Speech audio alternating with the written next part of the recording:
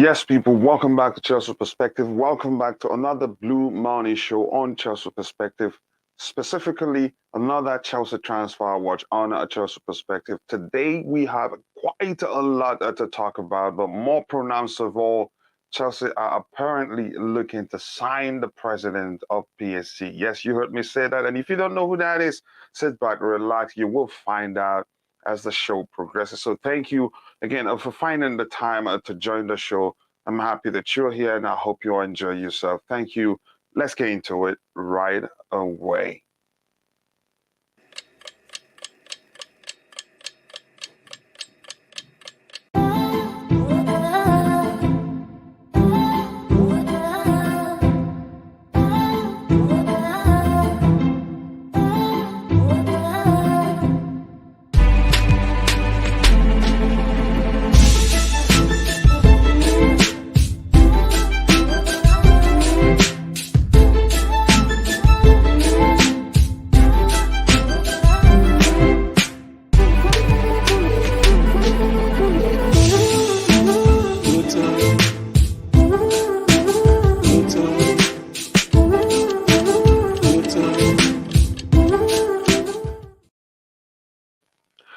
Yes, once again, a good morning, a good afternoon, and a good evening, but more importantly, blue morning to you. And I wholeheartedly offer whatever suits your time zone. Please make your choice. Pick whatever suits your time zone. I say that wholeheartedly, and I hope you do accept it. So today, yes, quite a lot to talk about. And like I said, apparently we're looking to sign the king, that is the president of PSG.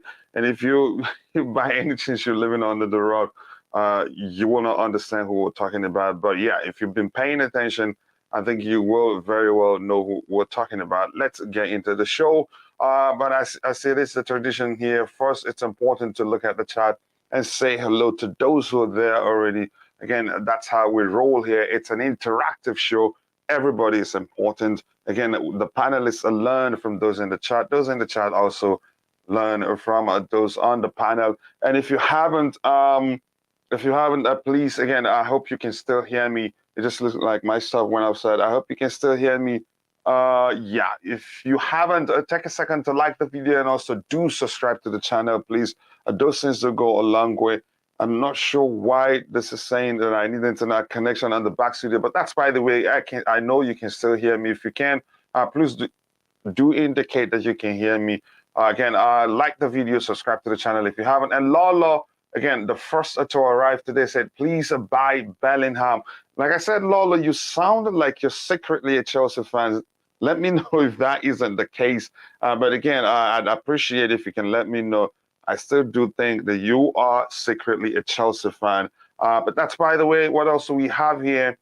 We have, again, Santiago Munoz saying, again, a morning Kachila panel and chat morning to you too, Santiago Munoz. I hope you're doing well. Thank you so much for finding the time to join the show. That means a lot to me. Again, here's my comment here where I said, please like the stream as you arrive. If you haven't, do take a second to like the stream and also subscribe to the channel if you haven't. Thank you so much. Here we have, again, Hassan Ahmed. Is it again Mbappe? Is Mbappe? Yeah, that's Mbappe there you're looking at on the Chelsea shirt. Okay, but that's just how we get that done. But is it possible? It's possible. Again, but do I think it's going to be difficult? It will be difficult. But the truth remains, what we have out there, I just call them rumors at this point. There's no way to even confirm that the player himself really that he said he wants to leave Paris Saint-Germain, and his agent himself denied the rumors. So there's no way telling, but we will talk about it. We'll look at the possibility, again, of which I know it's going to be very, very tight. Hi, Coach. I said, Hamid, I hope you're doing well. Thank you so much for finding the time to join the show. Guys, keep liking the stream, and if you can, I'd appreciate it if you can take a second to share the stream on whatever social media platforms where you have presence so that people can come and join us on the show here. Imagine a City, again, bought Haaland for 51 million and Akanji for 15 million plus add-ons. Bellingham is so good, but for that price, I'm not sure City paid 51 million for Haaland. Yeah, I sincerely and wholeheartedly did not believe I don't believe that's how much they paid for him. Again, I wouldn't want to say I swear, but that's just what that's what I think. I think they paid much more. I think the fee they said was again undisclosed. I mean, I think they paid again probably up to nearly four times that amount you have on the screen. And again, I'm guessing, even if it's in pounds, yeah, probably nearly four times that amount on the screen there. But yeah, we'll see what happens there again. For Mbappe, he just renewed, so it will be really, really tight for the club to let him go, except if Chelsea are willing to pay that much money because of, you could say, his commercial value. But I'm not sure how to measure that to say it, to start talking about whether it's worth paying. I think for 400 million, is that the price? I'm not sure. But again, I will find out when we get to when it's the time to talk about him. Let's see what else we have here. It says I think it's near 150 million for the whole deal for Haaland. Yep, there's nothing. Again, I will not by any chance believe City paid just 50 million for him. No, I don't think so. Mbappe wants a Real Madrid, but if it comes to Chelsea when we are winning everything, okay, let's say that's a chance he comes to Chelsea. There's no, again, if the price is 400 million, I honestly do not think Real Madrid will pay that much money for him. They spent quite a lot this past transfer window, so spending anything close to how much they spent this past window, and Mbappe alone can measure that amount, will bring them closer to breaking the FFP rules, which on its own, again, they don't want to do that. But that's, by the way, let's see what else we have here again. Well, if that was the case, again, it would make sense to spend that on Bellingham. Yeah, but usually the clubs end up paying less than the money you see out there that's being thrown around in the media. But when we get to talking about Jude Bellingham, I will most definitely again touch on that. Okay, here's the thing. Things start getting complicated for us. You see what you have on the screen. It says AC Milan will meet with Chelsea target Rafael Leao representatives next week to present them with their contract offer and begin negotiations. So again, that's why I say whatever you hear out there, just dump them all in a single bucket, label them speculation or rumors if you prefer. The truth remains, the Rafael Leao's case is complicated.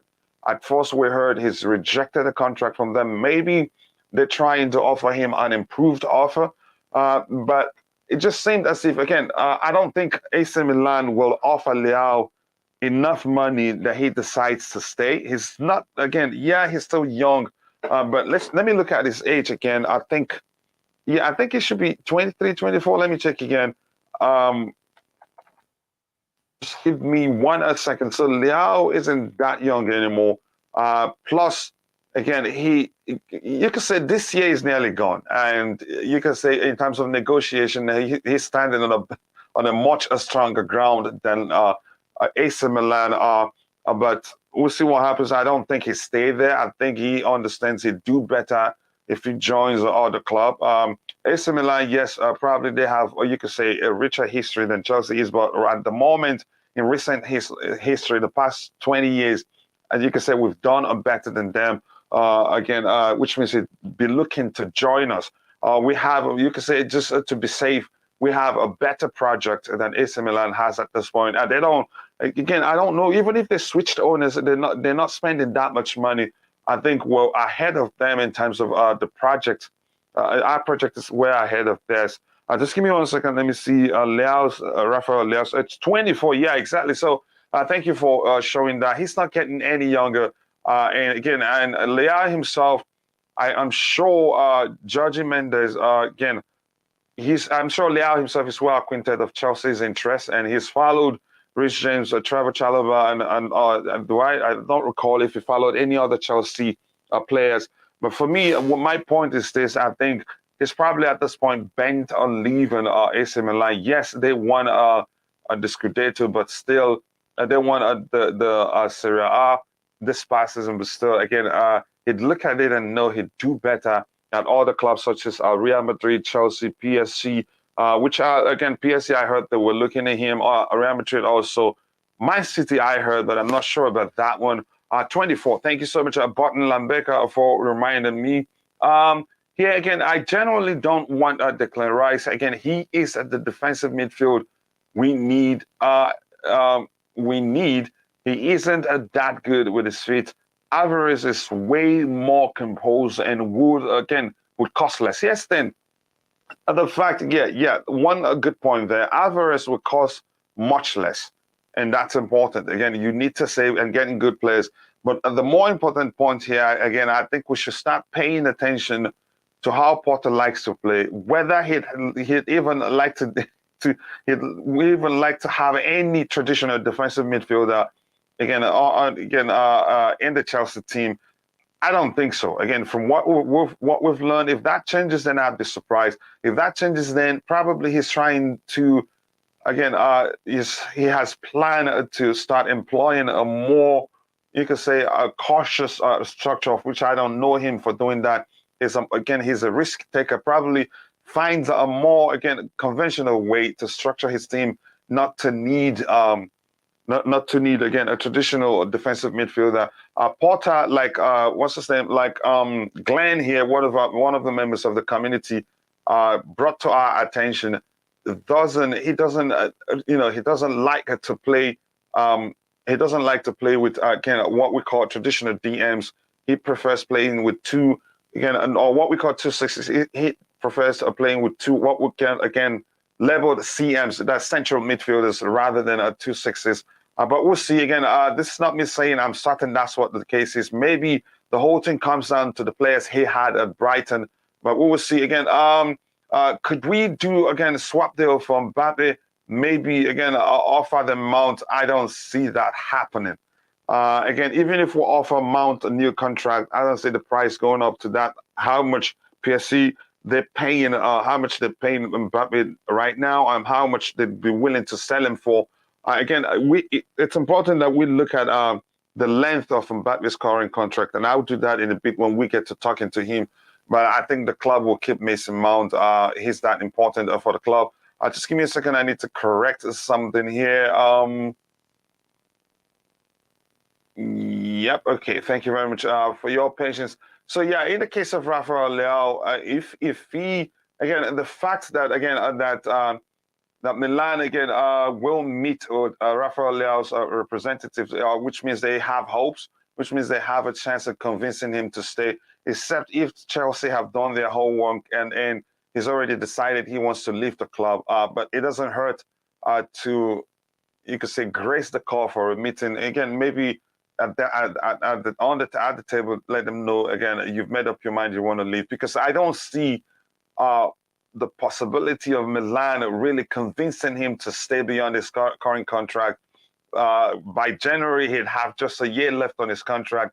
So it's no different from negotiating with a player when they have just a year left on their contract, because they know they get more money if they leave. And again, he'd leave for cheap too, which means chances of those you could say bigger club or clubs that are currently doing better to come get him you could say doubles, because he'd go out on a cheap. So that's probably they are in a hurry to see if they can get him to put pen to paper for a new contract. But I sincerely doubt that will happen. Let's see, what else do we have here?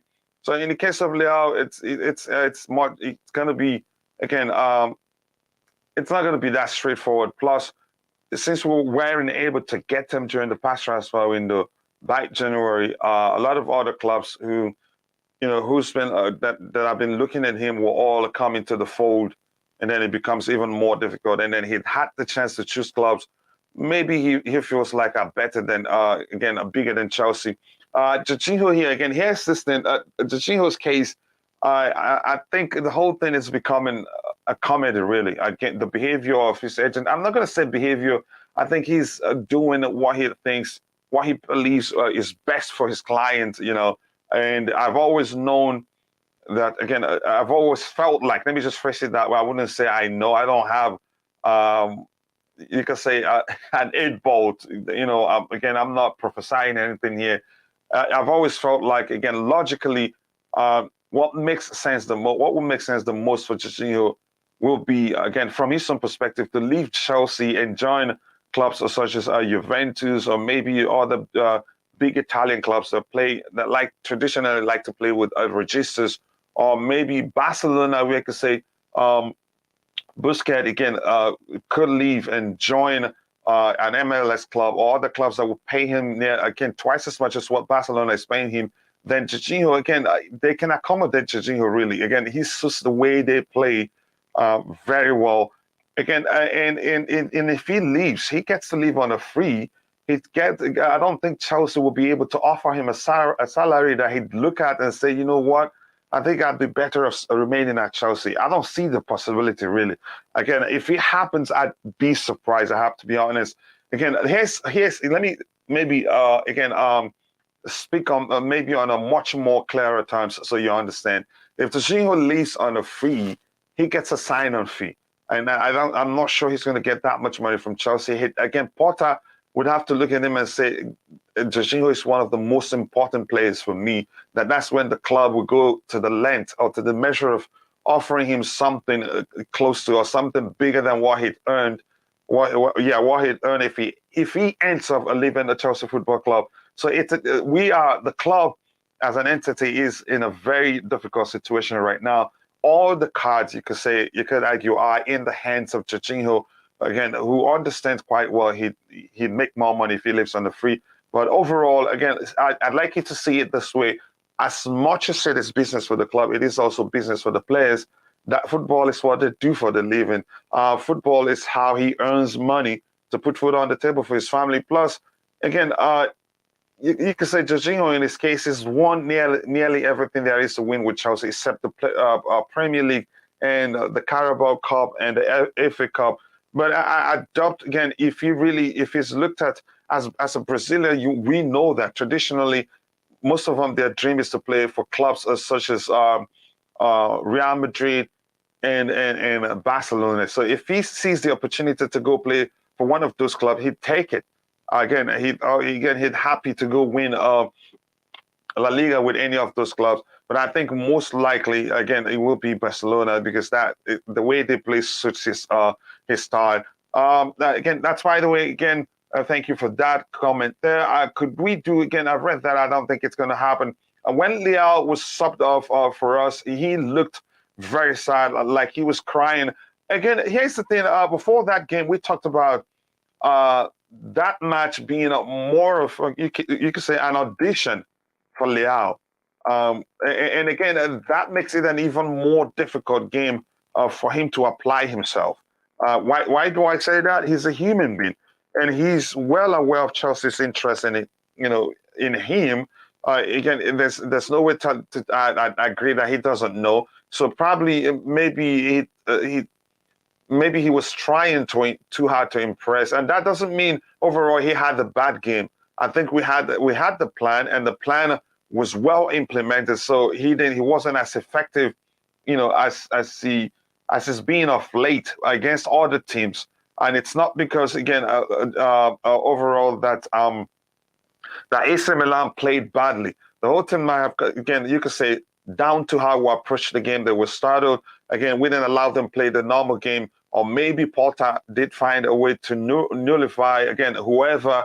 Because usually if you watch his plays, again, the whole thing starts with combination play with some other players. Yes, he's capable of creating chances by himself because he's an explosive player. But usually for him to do that alone, he needs a space. Space is critical for him to, you could say, exert himself in situations where the link-up play isn't there to help him trigger that move into the box or into dangerous areas, opposition dangerous areas. So maybe we didn't allow that to happen. So again, you could still see, we did see flashes of what he's capable of doing. Yes, a player of his, that has, again, the talent he has will always not be happy when the team he's playing for loses and he gets taken up. Again, he feels like he can do more if you leave him on the pitch or get the chance to do some damage to the opposition team. to the opposing team. J5 wanted to get a pay deduction to Barca, could get that in Championship. Here's the thing about forget about the pay deduction aspect. If he goes to Barca, he gets a sign-on fee, and that comes again as a lump sum.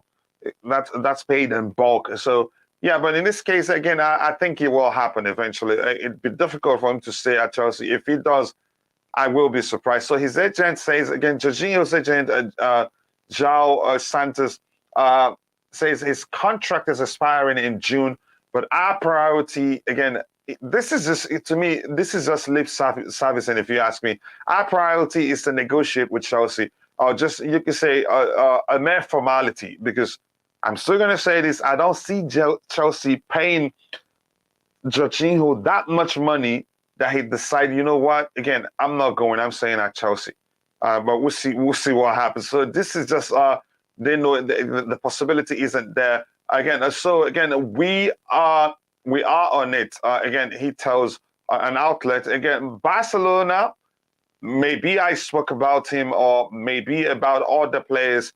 I was there as also in Madrid, Lyon, Valencia. It's my job. So this is him not denying whether, again, he talked with Barcelona regarding the possibility of signing Jorginho, or maybe, again, it's clear that, again, if the case is it's obvious, if he didn't talk to them about Jorginho, he'd say it clearly. He said, no, it wasn't about Jorginho. It was all about my other clients. But he said about Jorginho, maybe. So the possibility he did that is there. So I still think Jorginho will eventually leave Chelsea Football Club. His case isn't that simple. It's complicated. But we'll see what happens. Okay, he started again. I think he started to apply himself differently under Graham Potter. And again, I thought maybe, again, but no matter how well he plays, it's difficult for me to see. I can't see him staying, really. But can he still stay? Yes, if the club are willing to give him what he wants. But it's not going to be that easy. I must say, again, it's looking like he's going to become an even better player under Graham Potter, because from what we've seen, he's starting, again, like I said before, applying himself differently, more penetrating passes, more, you could say, again, progressive passes, again, more vertical passes overall, if you want, than going for safer options sideways and backwards.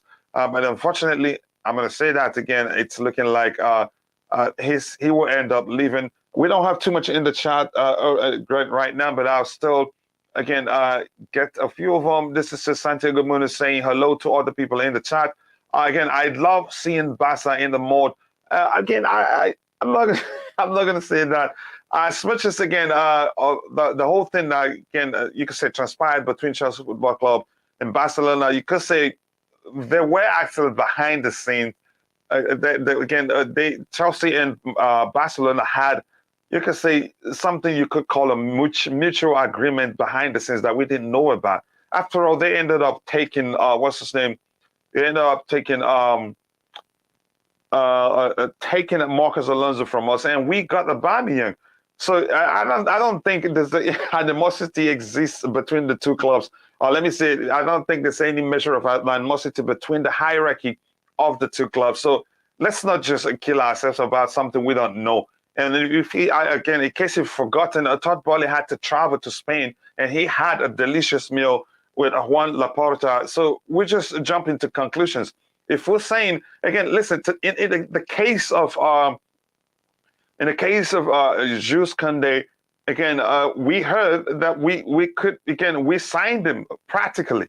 According to Sevilla's president, we signed Koundé practically, but we pulled out because we thought maybe he would, again, he wouldn't fit into our current project. In the case of Rafinha, if you remember, again, the whole thing was still going on before Todd Boehly traveled to Spain, when he had that delicious meal with Juan Laporta. So the truth remains, it is just also fans seeing things on a surface level, not knowing what, the hierarchy of the club, what they discussed behind the scenes, and probably had no issues, again, with everything that transpired. So again, I don't hold any animosity towards Barcelona. Again, they have their problems, again, and I believe they will be okay in the future. But that's why we are not here to preach again about Barcelona. Again, I love seeing, again, I get it, more shots. Yeah, more shots too. Again, surprisingly, Jorginho in 2 games has had 2 shots on target, which isn't usual. So the fact is, again, we all can agree that Jorginho plays differently on the ground, Porter. He applies himself differently, so to speak, and that's some good improvement there. And again, let me see. Again, I just want to see him play against again, which is something I argued is Graham Potter's last test as Chelsea manager will be to play against low block teams. And then also I want to see how Jorginho applies himself. But again, you could argue Jorginho, as we can see, he's become again a much more different player under Graham Potter, which comes down to what I argue always. I think how a player plays depends on what the manager demands of that player, and that's why we're able to see situations where a player sucks under one manager and then war class under another. Again, the whole thing comes down to the manager's approach and what the manager demands of the player. So yeah, again, here we say again, if Barca wants a Georgie to replace a Busquets, then they have to give us a Frankie de Jong. I think you could say, if you look at the situation, you could actually say Frankie de Jong is surplus to requirement at Barca. And I think de Jong would do better again in a double pivot rather than playing again in a single pivot, which Barcelona they don't play that they don't play with 2 sixes. Correct me if I'm wrong. They need again they play with one, which is more of a register role. Which that's why I argued Barcelona will most likely be Jorginho's destination. And another reason why I say that, even before it came out again, or maybe a day after it came out, that that Juan Laporta again, I think it was Fabrizio Romano that reported that, said that they're looking to sign more players on a free. And if you look at where the areas where they need a reinforcement, it is the central area. It is that register role. Again, the Busquets role is one of them. So I wouldn't be surprised if they come up, if Jorginho ends up at Barcelona. Giovanni, again, Jafta says, Bellingham would be a great addition to the team. Mbappe is too arrogant to be a Chelsea player. Again, probably because he understands, you can say, how do I phrase it? He's the poster child for PSG. Or maybe you could say, again, right now, from everything we've heard, there's no way to confirm if, in fact, they gave him a deal that he's part owner of the club. Again, I think that's absolute nonsense. But again, I think the whole rumors that he's the president of PSG, you could say, emerged. It's rooted in the fact, again, they spoiled him. They're willing to do anything to keep him. But that's why I think if he goes to a different club, I think his attitude would change because he becomes just a player. He's not he will not be the Prince of France in that particular club. It's about you play, you get paid, and you have teammates that you play with. So it's not all about you. It is that simple. Again, here again we have. I wanted to see Rafael Leao also at Stamford Bridge. Again, Nana. Hey, again, Nana, Hene, I think this is the first time I'm seeing you again. People, 26 likes. That is not easy. Thank you. Thank you so much. If you haven't, please do take a second to like the video and also subscribe to the channel. Thank you so much for finding the time to join the show. That means a lot to me. Yep, again, it says, Leao, not good enough for us. I know, Munoz, you're probably saying that because of, again, he wasn't able to, again, his performance against us, it didn't come close to what we've seen of late from him. Again, I'm not sure why that is, but I'd argue was because probably it was that those two matches were practically an audition for him. If we get the Frankie and Bellingham, then I wouldn't mind selling Ruben to AC Milan to lower the price for Leao. Wow, really? Are you really saying this? Here's the thing. I don't think it makes sense to get Frankie de Jong and Jude Bellingham also. I think that both, again, you could say, could, again, where when one isn't playing, I think the other one can equally fulfill the role of the other with slight difference. But here's the thing, it just wouldn't make sense to spend nearly 300 million for both of them. Yeah, or 200 million at least. But I hope you understand my argument. Mbappe will break a Chelsea FFP and transfer ban by FIFA. I think the new owners, they still have again, you could say, a leeway to spend more money because it still counts. I don't know. I don't understand the rules quite well that much. So let me not gaslight you here. I think they have a certain amount of money they can still spend that counts as investments as new owners of a property or a club, if you prefer. 350 million, no way. Again, pay this price unless he leaves on a free. And again, there's a chance he comes to the Premier League and struggles. He's just a quick player, and sometimes overdoes, tries things. Again, let me not go into talking whether he's good enough or not. Again, but the thing again, it's out there for obvious reasons, and we want to talk about him today. Yeah, Mbappe would destroy all the good work which Wally is doing. And can you elaborate, Robin George? And thank you so much for finding the time to join today. I appreciate that. Same to you. Again, Blues Star FC, thank you for finding the time to join the show. Yeah, that's quite a lot of money, really. Whitey, thank you for finding the time to join the show. I appreciate that. So we move on from the Jorginho story, some other stories here to talk about. And this one here is Reece James injury not as serious. I should be back at the very latest again for the Manchester United game. Further recovery time test needed, but could even be much sooner. Even if he undergoes a test and they say he'd be ready, if we can, I think we shouldn't rush him back. We shouldn't rush him back as well as Aspi did against Wolves. I don't think he's capable of, again, at his age, I don't think he'd be able to do that consistently. Yeah, again, I don't think he'd be able to do that consistently given his age. You could argue he did as well as he did against Wolves because he was well rested. So by the time he plays 2 consecutive games that are, again, between the intervals of 2-3 days, he get tired that quick. Maybe except if Ruben Loftus-Cheek will play the hybrid, play that role again with in mind the hybrid approach again of just his primary role being to support the attack and overload the midfield. So I don't think we should be in a rush to rush him back. Let me get the exact date for the Manchester United game. Again, our next game would be again Aston Villa on the 16th, Brentford on the 19th. So this is just a games between game after game. The games are coming in thick and fast. I think every 3 days.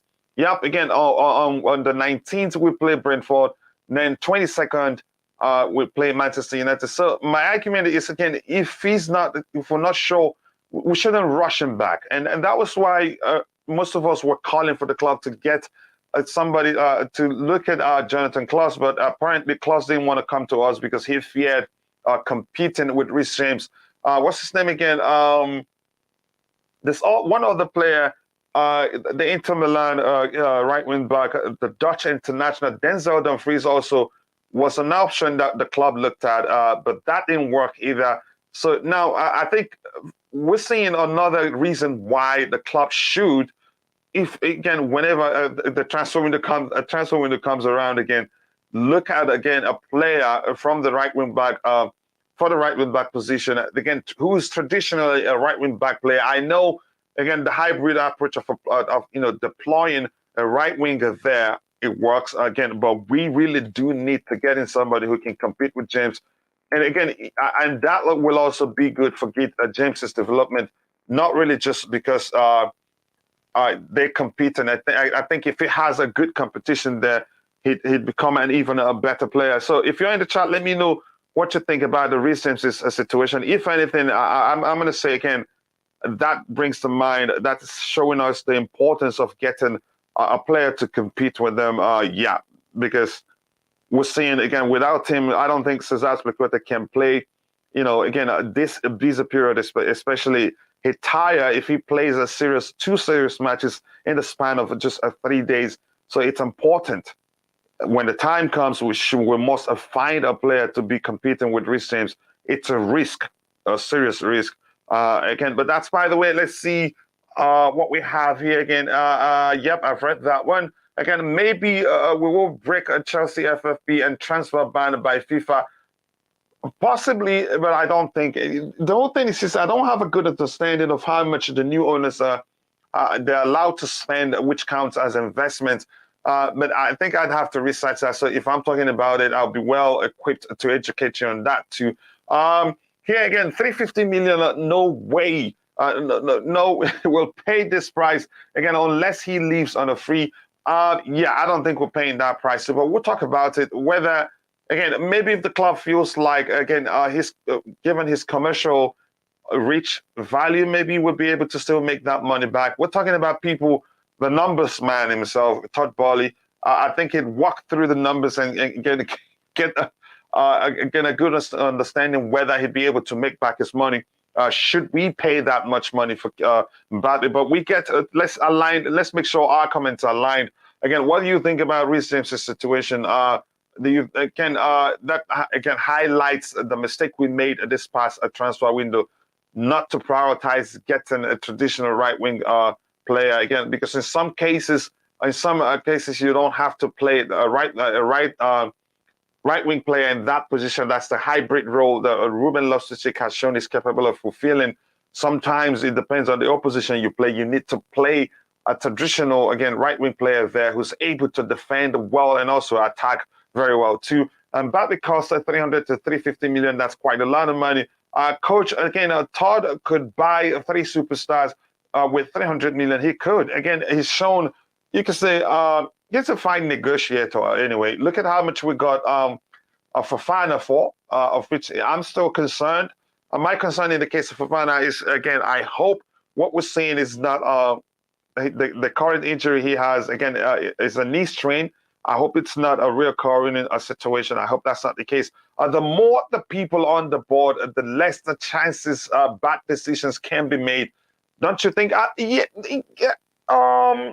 Yeah, that's the truth. Again, 2 heads are better than 1. That's again a very, very again.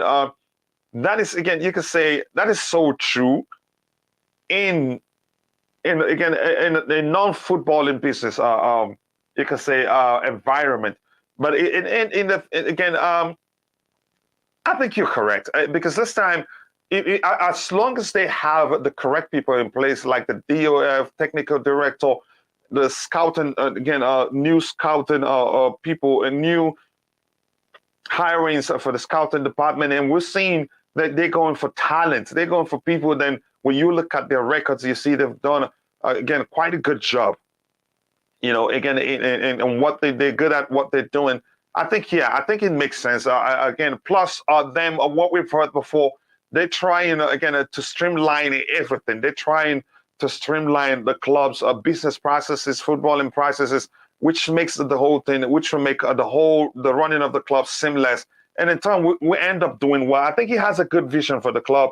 Again, and I've always trusted his moves. Again, the only time I was a bit, you could say, pissed was the decision of letting what's his name letting Thomas Tuchel go. Yeah, but again, I loved even before we hired him. I loved Graham Potter, and when we did the video on how he differs from Thomas Tuchel, again, I think I got it correctly. How I think he'd be different from Thomas Tuchel, and that's again again. Let's see what we have here again. Porter ball is amazing to watch. Porter taking TT style and made it even better. I think he's always, played, deployed a similar structure with TT in terms of playing 3 at the back and also playing wingers in the wing back positions. But the application is different. Again, in the sense that you see more vertical passes from a Porter's team. They're well drilled. Again, you see bravery whenever his team is played. Always play their game their way, no matter who they're playing against.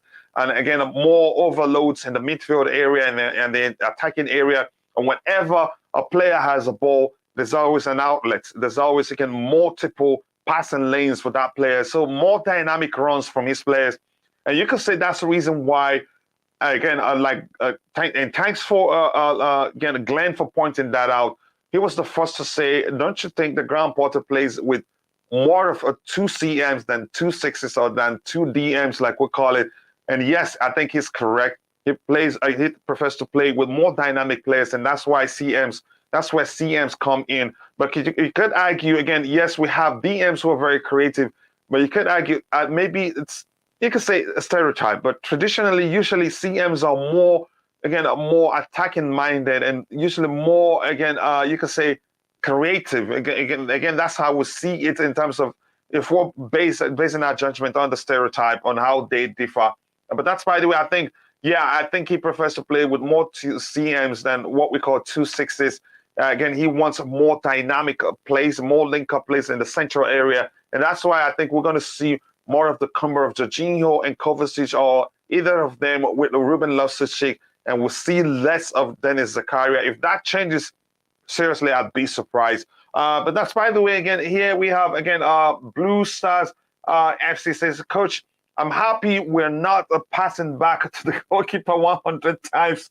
Yeah, to reset. Under Potter, more better passing. I couldn't agree more with that. More vertical passing. Even Jorginho, more, again, he's more, you could say, more purposeful passing overall. And that makes sense. And that's why I said yesterday, if we're able to create 10 chances in 10 minutes under Thomas Tuchel, we're able to create 10 chances in 5 minutes on the ground, Potter. It's as simple as that. Although we've been able to do that under Thomas Tuchel sometimes, but Thomas Tuchel sometimes, his way of, approaching the game, you could say, cautiously, is always to keep the ball, and then and then we most often see unnecessary horizontal passes. Again, players opting for safer options and all that. But that's, by the way, let's move on from that one. So thank you. I'm happy to, again, the overall point is this. Again, we will never, ever be boring on the ground, Potter. It will always be exciting, but it remains to be seen. Again, I want to see.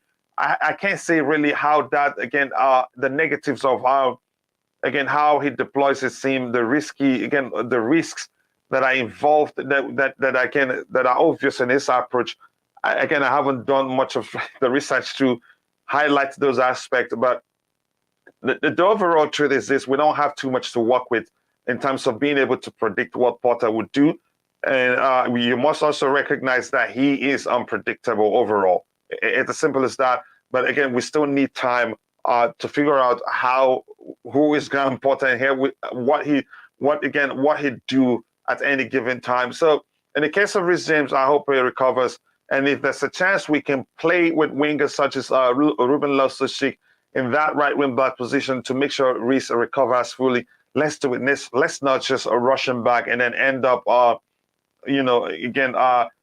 causing him to be sidelined for a much longer time. This one here, again, Chelsea FC are working with the UK government to settle a tax liability stemming from Roman Abramovich's previous ownership of the club, according to new co-owner Todd Bowley via Bloomberg. Bloomberg again. I'm not sure what the tax thing. I'm not well acquainted to, but when it came out again, it was everywhere in the media. But I guess again, it didn't move us because you could argue it wasn't that much of an issue for us. We didn't pay attention to it, but I think it's a serious issue. But I don't think it will affect the club in any negative way. They just have to settle with the government like they're doing now, and I'm glad they're taking care of it. Yeah, I think we move on from that one, and from that one here we go to this one. Yeah, okay, this one is. I'm a bit confused. This sounds just similar to something we heard when he was kind of the talk on whether Chelsea again. But you could say the Fofana saga, if you want to phrase it that way, the Fofana lengthy negotiation and all that. We heard again that Chelsea are willing to pay certain amount of money and all that, some other stuff we heard then, but it turns out it was all nonsense. But in this case, it just doesn't make sense to say that Chelsea have notified Dortmund that they are willing to pay more than 100 million to sign Jude Bellingham. I think, honestly, if you ask me, this is absolute nonsense. Even if we're interested in signing Jude Bellingham, It doesn't make any sort of sense to go tell the club, the selling club, you know what? Again, we're willing to pay a certain amount for a player. Really? It just doesn't make any sort of sense to me. And every time this is the kind of thing that that's why I say people should always treat whatever they see out there collectively as rumors, speculations, if that's what the language you prefer to use. You have to take your time, put two and two together, or maybe analyze again. Even taking a good look at what you're looking at will give you a good sense whether, again, you should believe it or not.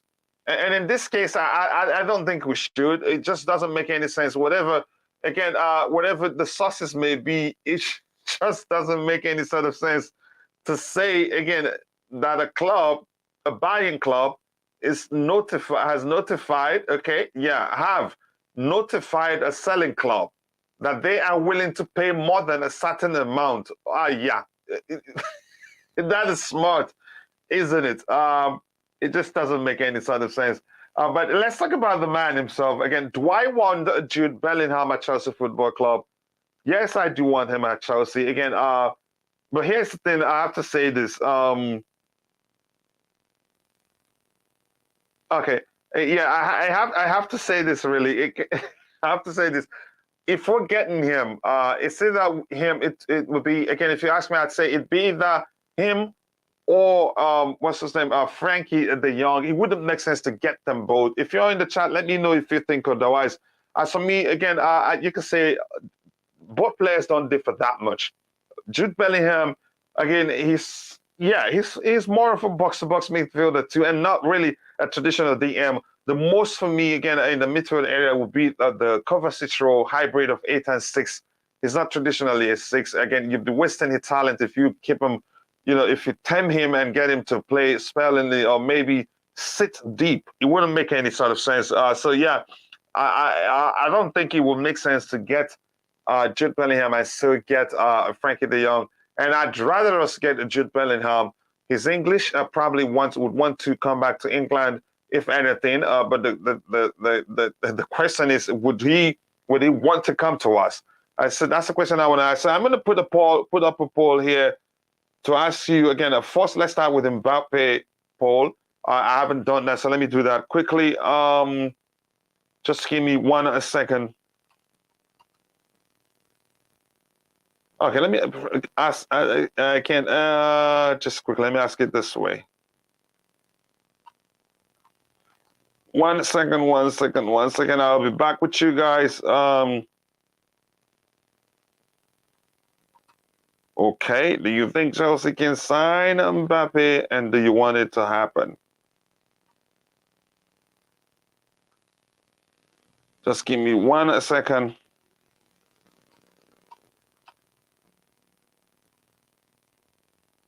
Okay, that's the question. I'm gonna join you guys in the beat. Yes. Okay, please get them. One of them. Okay, the other one. Nope. Right, there you go. We have the both. Yeah, I have both of them there. Okay, there you go. We have that one there. Okay, let's see what next we have in the chat. Now, I understand why we need him because Jorginho might be leaving. Why we need who exactly? Let's be honest here. I think we're again in the love again. Let me try you. Okay, in Kasifile in the love. Let me ask you this question: Do you really think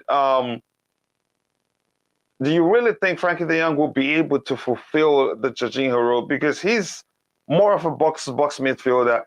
If we're really if Jorginho for instance, because Potter likes to play from the back. He likes to control games, but again a more purposeful control, not just waiting for anything to happen. Again, it's always his teams always progress the ball no matter the opposition they're facing.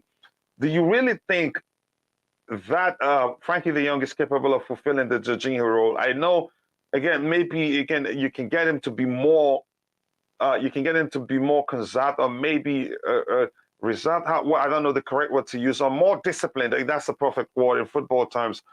I think he'd be wasting his talent because he's an explosive player who likes to attack. He likes to attack. It's more of a box-to-box midfielder. I'd rather get, again, if you really want to get the young, I'd rather get him for the Kovacic role, which is a hybrid role of 8 and 6. No, I don't think any of them, even Bellingham, I don't think is capable of playing again Jorginho role again. Maybe Edson Alvarez is the closest of a player who's you could say a mashup of a CM, or maybe a mashup of a DM and a regista, which again I think he's capable of playing the Jorginho role. So, but yeah, you let me know if you think he can. The love, yes, at Bellingham Usu, I'm talking about. I don't think he can play the Jorginho role. He's a different breed of player altogether. Again, even playing that deep, I think. But let's see. Maybe I don't know him that well. I think if Jorginho goes, I think we'll be looking for a different profile of player to come in for Jorginho. But we'll see. Chelsea perspective, again, I have a good broadcast. Okay. Yeah, no, we're just trying to say, I really hope we don't sign Mbappe. Some people don't like him. If you're in the chat, can you let me know why you don't want the club to sign him? Is it because of his behavior?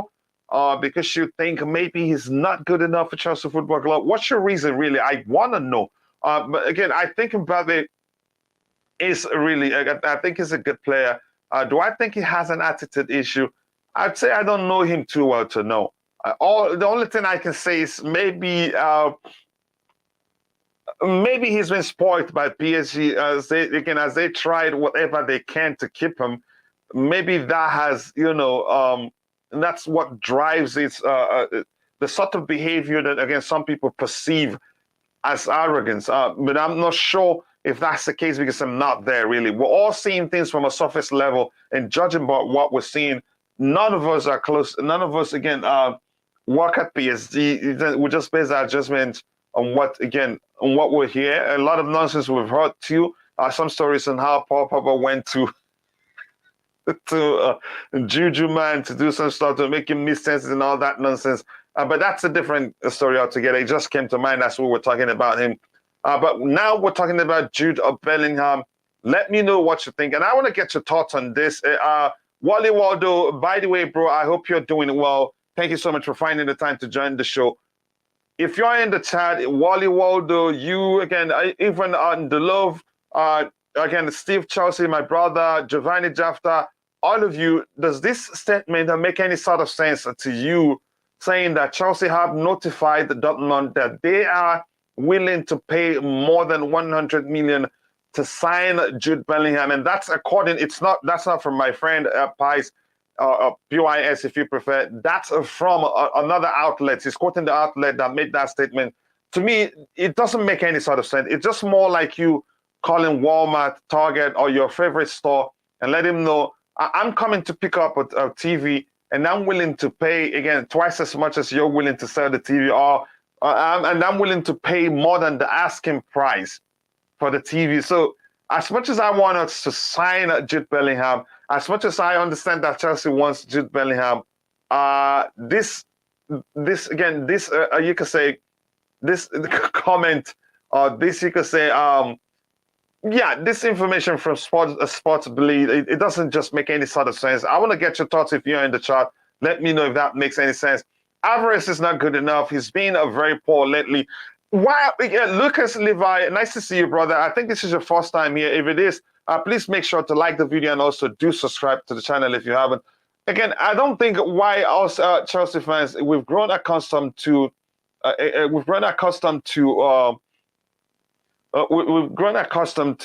judging players by, again, we only look at players at a period where they are underperforming. We seem to forget the times where they're perfect, they're near immaculate, they're doing well. Every time we talk about a player, we just go straight to the point where they ain't doing well. So your judgment is that we shouldn't go for him, Lucas Levi. Again, no disrespect to you or your opinion. but it just doesn't make sense to judge a player based on their recent form. What if I counter argue with this argument saying that's probably because he wanted to leave, they didn't let him leave because he's already focused on joining Chelsea. How about that argument? Yeah, so but I hope you understand my point that we shouldn't just judge a player based on their recent form and say we shouldn't sign him. And that's very common with Chelsea fans. Already some people are saying that Chelsea shouldn't go for Rafael Leao because yeah, he didn't play that well against us in the 2 legs we played against Milan, and we won both legs. How about the fact that the whole Milan team couldn't measure our level of performance? Again, has that occurred to anybody? I hope that makes sense to, again, if you're in the chat, we have 43 likes. Let's try to get it to 50 as soon as possible, and then we will go to, again, get it to 100. So let me know what you think about this statement. It just doesn't make any set of sense to me. And I'm just saying clearly that statement isn't, again, it isn't by my friend Pies. It was from Sports Build. So you let me know what you think about it.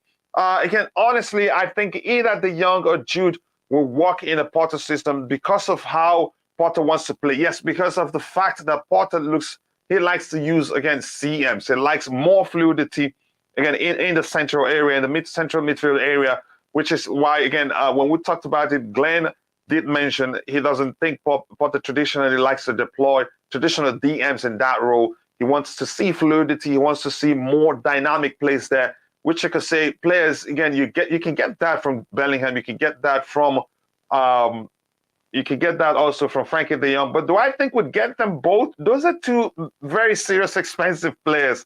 I don't think we will. Again, if we really want to mix it up with one who'd be able to play the register role and one who'd be able to fulfill the Kovacic role, then we have to just get one of them and not both of them. And I don't think we'd get both of them. Again, his ego can destroy teams. He's good enough, but his willingness just to not let things go is stupidity. How old is he now? You could say that aspect of his behavior probably comes down to his age. Isn't he still a kid? Let me look at his age to be sure.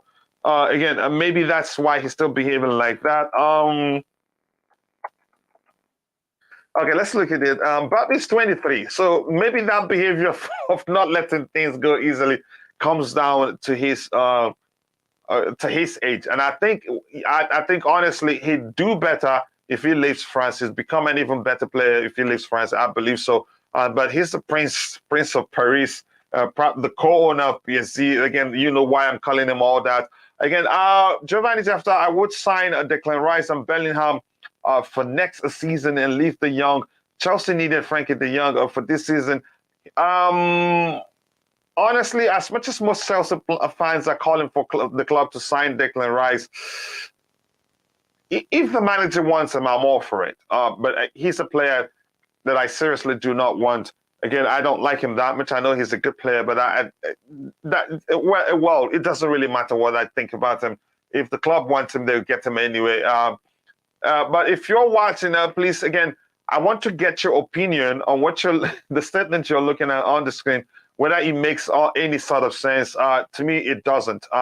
Again, like the example I used before, you don't leave your house and call the store where you're going and let them know, again, you're willing to pay nearly twice as much as as a normal price, even if you're competing with other people. Then I tell you that someone else had said they're willing to pay 200, so that you can tell me you're willing to pay 250. So it just doesn't make any sort of sense. But that's, by the way, again, here, please bring him back. That way we can compete with Man City. I get the argument there. Again, people, also, if you're watching, if you haven't, take a second to like the video and also do subscribe to the channel. We're at 46 likes right now. We should be up to 50. Let's get it to 100 likes as soon as possible. I'd really appreciate that. We were very close yesterday's show, getting to 100. We stopped at, I think it was 96. Rather sign Leao and Nkunku, then that will make me happy. Again, with the transfer window, you can say I think we have enough players for the midfield. 2 new signings. We still have Kawani Chukwuemeka. We still have Casadei, the international Italian kid. And you can say, yeah, we just if we're going to sign players for the midfield area, let it be just one or two. One again, and we have to. We need balance. We can't be signing two players with the same near the same that will offer nearly the same thing as it again. Both of which will offer us just the same thing, no balance, which you can argue has always been the issue we had at the club. We had too many players again who need space to operate, and that over time became a serious issue at the club. Again, if the reports are to be believed, and watching his attitude on the pitch, he would be a disruptive force again at any club if it's not getting his way. Here's the thing. I'm going to make that argument that I made before again. But since again we're still talking about Bellingham, but since you talked about Mbappe, after this we're going to stick to Bellingham. When we get to Mbappe, we'll talk to Mbappe. Here's the thing about Mbappe's case. At PSG, he's spoiled. And I think he'd become a better person, better behaved, or a better footballer if he leaves PSG for a foreign club, where, again, everything won't be about him. He's more of, at this point, he's more of the prince of PSG. I have to be honest, that's how I see it. But again, do I want us to sign them? I think we need the winger like him, but it's not up to me. The price tag on his head and everything else seem again make it seem again like it's impossible. But again, it's football, anything can happen. And if the new owners believe believe they can sign him and then make the money from the sales of merchandise and his commercial value and all that, and in some cases you get sponsors too. To help balance the check. Sometimes sponsors do come in to help you sign a player, and then you end up not spending much yourself.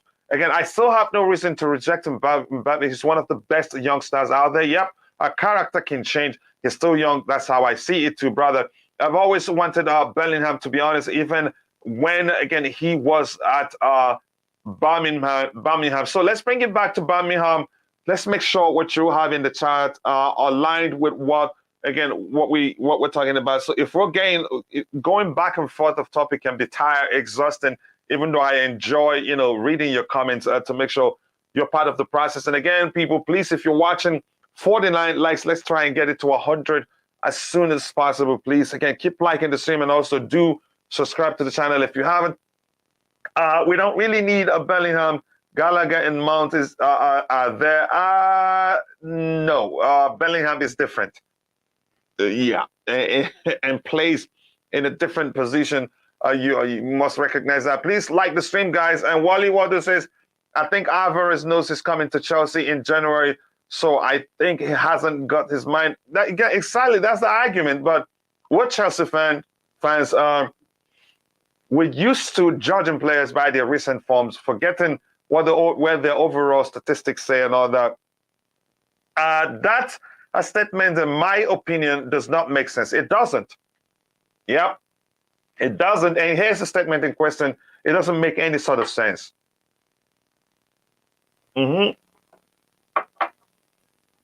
Because you don't call the store where you're going and tell them, hey, I'm coming to pick up a TV and I'm willing to pay twice as much as the sales price.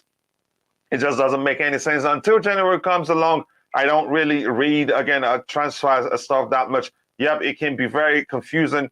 It can be misleading indeed. We should sign Rice rather than who? I know you like Declan Rice, but I don't like him that much. My brother Mikhail says, a big up a Blues. Again, Kachila, I see nothing here. Again, to report, there's no place for prima donnas at my club. Again, that's people jumping to conclusions. So I agree with you, brother. Declan Rice's style of play doesn't pass the eye test. Again, if that makes sense, it makes a perfect sense. That's how I see it. And again, I remember again on a stream where the argument was that that Thomas Tuchel wanted Declan Rice, and I asked him, "How did you know?" And one argument also was that Declan Rice wants to return to Chelsea, and I asked him, "How did you know?" Again, especially on the ground, Potter, I don't think he suits the way Graham Potter likes to play. I think the club can get him, and Potter gets him to be firing on all cylinders, yes. But that's, by the way, I don't. Again, as much as he's a good player, I don't like him that much as a player. I think he's I don't know how to phrase it not to come across. I'm not slandering him again, and I have every right to dislike how a player plays and prefer one player over the other. It's my right to do so.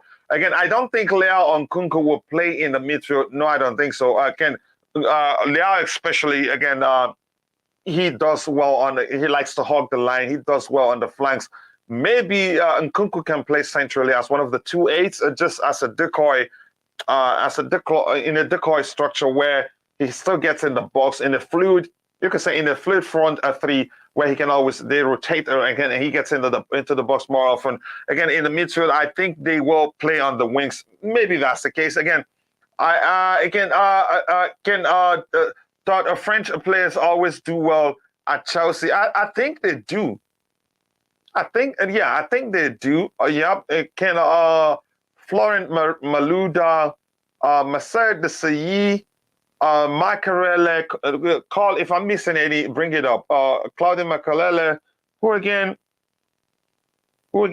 French, another French player. Anyone? Did I miss anyone? Who remind me if I missed anybody? Chukwuemeka and Kaz are to replace again the midfield, but not next season. I think Chukwuemeka again, like Graham Potter said, which to me qualifies as a delicious comment, that if the quality is there, the age doesn't matter, which makes sense, and that's the way it should be. And I think these players, they've shown how good they can be. Amanda Broya, he's shown how good he can be, an explosive player, fine finisher at that. And we've seen firsthand that his finishing isn't really about power, it's about placement. And he's an intelligent player too, and he's capable of dropping deep, participating in the play. He's not the one to stand somewhere. I know if I say this, some player will come. Some player comes to mind to those of us that are watching. He's not the one to stand there and be pointing where he wants the ball. Again, he makes a dynamic run, so it's not static. But that's, by the way, thank you. Again, they can always, play wing back. And talking about making static runs in the box, Aubameyang's his runs, for instance, are dynamic. That was why he was practically behind. Practically behind Raheem Sterling. I think that was that for the second goal or the first goal? But again, Raheem Sterling was a bit hesitant, and Aubameyang adjusted where, again, his position moved again. You can say ahead of Raheem Sterling a bit before taking that shot. But that's, by the way. Hey, Kachila. Hey, Just Viola. How are you doing? Again, nice to see you again to help keep the conversation civil and accommodating for everybody. Again, the Queen of the House, welcome. Nice to see you there. Again, I think we have enough midfielders. We only need a proper DM. You guys don't pay attention. The same way, again, if that changes, I really will be surprised. The same way, again, I was clamoring, yelling, trying to put it out there. Thomas Tuchel doesn't play with traditional number 9. I don't think Graham Potter plays with traditional CDMs or DM if you want. Honestly, he doesn't. He prefers a more fluid, again, midfield. He doesn't. He's not into one sitting deep, the other going forward.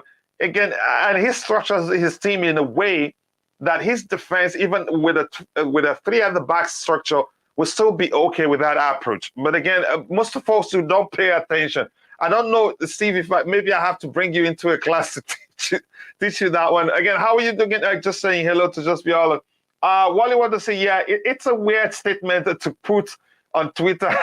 Like, why the hell would you tell them you're willing to pay more than 100 million? Yep, that just comes across as that statement we saw then that says Chelsea again have gone in with 65 million bid for Wesley Fofana, but are willing to go back with 100 million. And I'm like, wait, what sort of sense does that make? Okay, Leicester will probably hear that you're coming with 65 million pounds, but you're willing to pay 75. It doesn't make any sort of sense. Yeah, so that's why I say you pay attention to whatever you see out there, dissect them. Again, you come to a more sensible conclusion than just sucking it all up when you see it. And unfortunately, most of us, again, most content creators have already sucked this up and are probably pushing it to their, consumers out there or to their followers, and it's dangerous. Again, it's not okay. Which players can Chelsea able to sign? Mark again Moltisi. I hope I'm able to say your name correctly. Come on, guys. We have 52 likes. We can do better than that. Please do take a second to like the stream and also subscribe to the channel if you haven't. Thank you. Thank you so much for all the support. Again, I really enjoyed reading your comments in the chat. Leonard Field says, again, the reason why TT was sacked just coming out now. Todd's team knows Mbappe will be open to join Chelsea. TT had issues with bringing Mbappe and he was sacked to, oh my gosh. Where did you get that from, Leon? I really want to see it. Seriously, you show me. I really would want to see where you got that from. But that's, by the way, if you're watching, guys, we're at 52 likes. Let's get it to at least 60 as soon as possible. Yeah, but again, that's believable, but I'm not going to believe that. I don't think that's the case. There are a whole lot of other reasons we heard was the reason why he was fired. Mikhail says, again, I'll have to make a room in the case to, again, not interested in becoming a banter club like PSG. Yeah. Again, he comes with a lot of baggage again, and we don't want that at Chelsea Football Club. Again, thank you so much for saying that, Mikhail. I think GP will mainly use again 4-2-3. That was delicious to watch, and believe me, let me know if you have ever seen Mason Mount. Maybe again he's done better on bigger occasions or maybe bigger games. Let me know if you've seen him play as good as he played in the central position in that 4-2-3-1 formation. He was so good, and again, that was the day I really did realize why people were always, clamoring that he wasn't. Again, he's better off playing in the number 10 position, and boy, did he enjoy it. And again, the delicious assist for Christian Pulisic, I will never forget. A reverse pass. Again, he was enjoyable to watch on that day. Either way, again, 4-2-1. Either way, CM's not really lone DMs. That's why Jude will make sense as a Jorginho replacement. And if we keep Kante, again, he plays best with a mid partner. Yep, something as, again, you could say something as, what's the Barcelona guy, the young man? Again, I love your football knowledge. Keep it coming, bro. And again, thank you so much. But in a bit, I will stop reading and we will talk about, again, the next topic we have lined up. And if you're watching, I want to get your thoughts on these comments here. What do you make of it? To me, again, I'm repeating myself. It doesn't make any sort of sense. It's just, again, I'm glad. Again, this is not me saying my friend Pies. It's not, again, he's quoting the people that released the statement. It doesn't just make sense. You don't call a star to let them know you're willing to pay twice as much as they want to sell a price or above the selling price. Spare a thought of a Tuchel. He begged for Alba to come in to solve the goal scoring issue. Alba, it's noticeable improvement in goal scoring. Oh yeah, by a universe mile. Again, the guy is such a fine finisher. I knew he'd come good, but I think we threw him into the fold earlier than we should. Again, I think if you ask me, I think we should have given him more time to recover. But that's, by the way, the good thing is that, again, he's scoring again consistently now. Isn't it three in a three? Correct me if I'm wrong. So yeah, I'm gonna skip quite a lot of the comments here, and then again, and we'll move on. I don't want Potter to be sacked, so I don't want Mbappe at Chelsea. I think if we get him, of which I don't, the possibility again is slim. I think he'd be able to handle him. And remember, I'm going to repeat myself. If Mbappe he leaves PSG to any foreign club, I think his behavior changed because it will not be all about him. Probably, maybe you could say he's seeking to become the main guy. What Thai talk would call the main guy syndrome, which is a big problem, though. If that's the case, then we shouldn't even be looking at him. But that's, by the way, again, if you're watching and you haven't, take a second to like the video. 54 likes, we're doing good. Let's try to get it to 100 as soon as possible. Send your email. No, you can. Yeah, just send it via Twitter. I can get it via Twitter DM. And by the way, while we're at it, if you haven't followed Chelsea Perspective on Twitter, please do so again to help us grow there too. Big up Tobago, my brother from the Madiba land. Nice to see you, bro. I hope you're doing well. Again, if you haven't, go check out Tobago's YouTube channel. Be sure to subscribe and let him know I sent you, because each time I send him, again, a subscriber, he owes me one special South African beer called Comity, and I can't wait. I don't think Mbappe playing for Chelsea would be nice because he's too stingy when he's when he's with the ball. We need someone who can score and also give access. Again, the stinginess, just to let me use a clear term. Selfishness is very common with big game players. You can say the least stingy of those big name players that I've seen. First of all, again, I've never seen a player who's as good as Eden Hazard, and it's not as stingy as those at that level. Ronaldo is stingy. Messi isn't that stingy. He likes to create. But some others, if you look at them, it's always about them scoring goals. Again, you can say sometimes even to the detriment of the team. But that's, by the way, I think I'm going to stop reading right now. I'm sorry if I haven't said hello to you. It's Kami Big Up, one of the captains of the house. Again, hello to you. I hope you're doing well. Need some good news, Chelsea. My team lost. I'm sorry, I didn't mean to laugh at you. You're talking about Rangers, right? So I think at one point, was it 1-1? I think at one point it was 1-1. And let me know if you're talking about Rangers, because that's the game. Again, I was following the result. It was 1-1, and I think it was Fahim, my friend and brother, who tweeted 1-1 Rangers something. He was happy that Rangers scored. Yeah, and then the whole thing went down south from then on. But that's, by the way, again, yeah, sorry for him. I feel bad for him, really. I say again, my team saying they are willing to pay over 100 million for Jude. It's Chelsea want Dortmund to pay attention to her alone. No, I don't agree. I don't agree. Heron, really, I don't agree. I think that statement still doesn't make any sort of sense. Why, if Chelsea can pay more than what's asked, then why Dortmund listen to other clubs? Then if I am, again, if I happen to be Dortmund and you tell me this, then I tell you that AC Milan that PSG are willing to pay 150. Yeah. And then are you going to tell me you want to pay 160? It's a slippery slope, Aaron. I don't think it makes sense. It just doesn't make sense. And I used an example in the case of Fofana. I told you about that. Again, I'm going to repeat myself because there's something to learn there. Again, what was out there was that Chelsea are going to bid 65 million for Fofana, but again, are ready to pay 75 million. Does that make sense? That statement doesn't differ from this that much. It's still, it's to me nonsensical if you ask me. Why think Potter would get sacked? I don't want to go into that. I'd rather keep Kante with one leg than a fully fit Jorginho. Yeah, I get that argument, Ishak. Let me say, I think I've said hello to everybody again. Lamatu, nice to see you. Adube again. No Mbappe, please. He wants Madrid. Let him go there. But can they pay PSG how much they want? I don't think they can. I don't think they will. We're building something, and Mbappe ain't a part of the puzzle.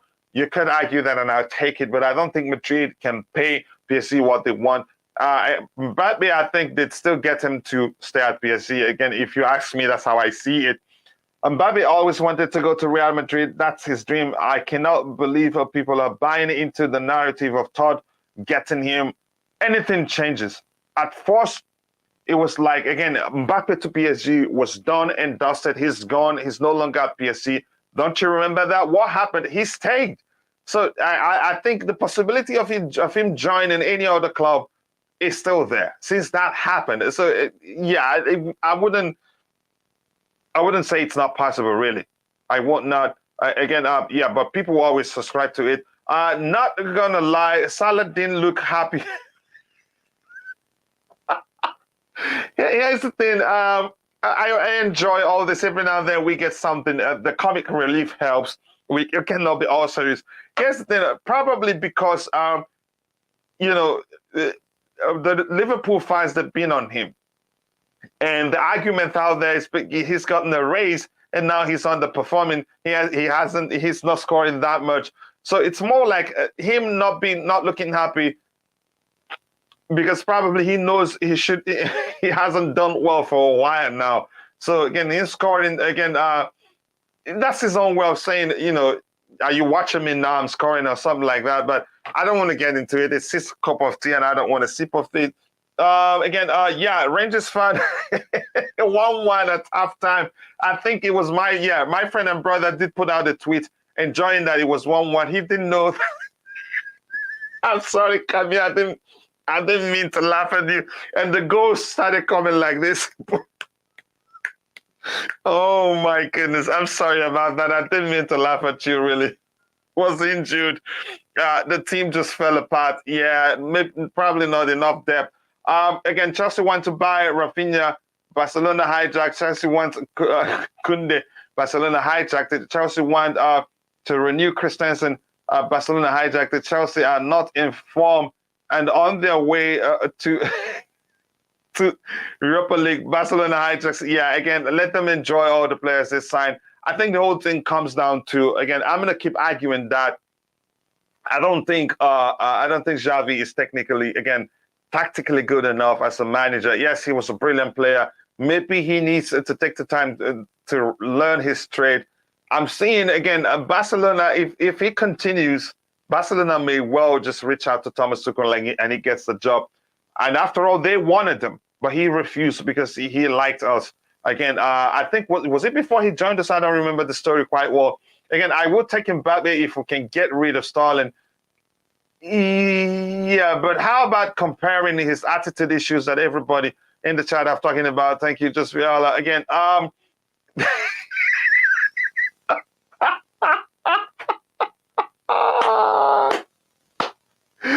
sorry, this is just hilarious. So, what happened?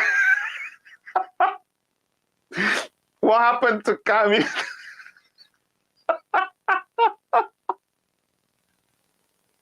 Okay, just let me ask you this: Did you score?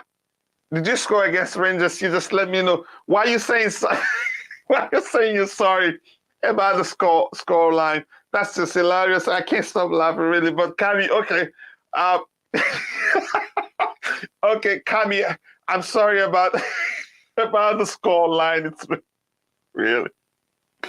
Oh my gosh, that's hilarious indeed.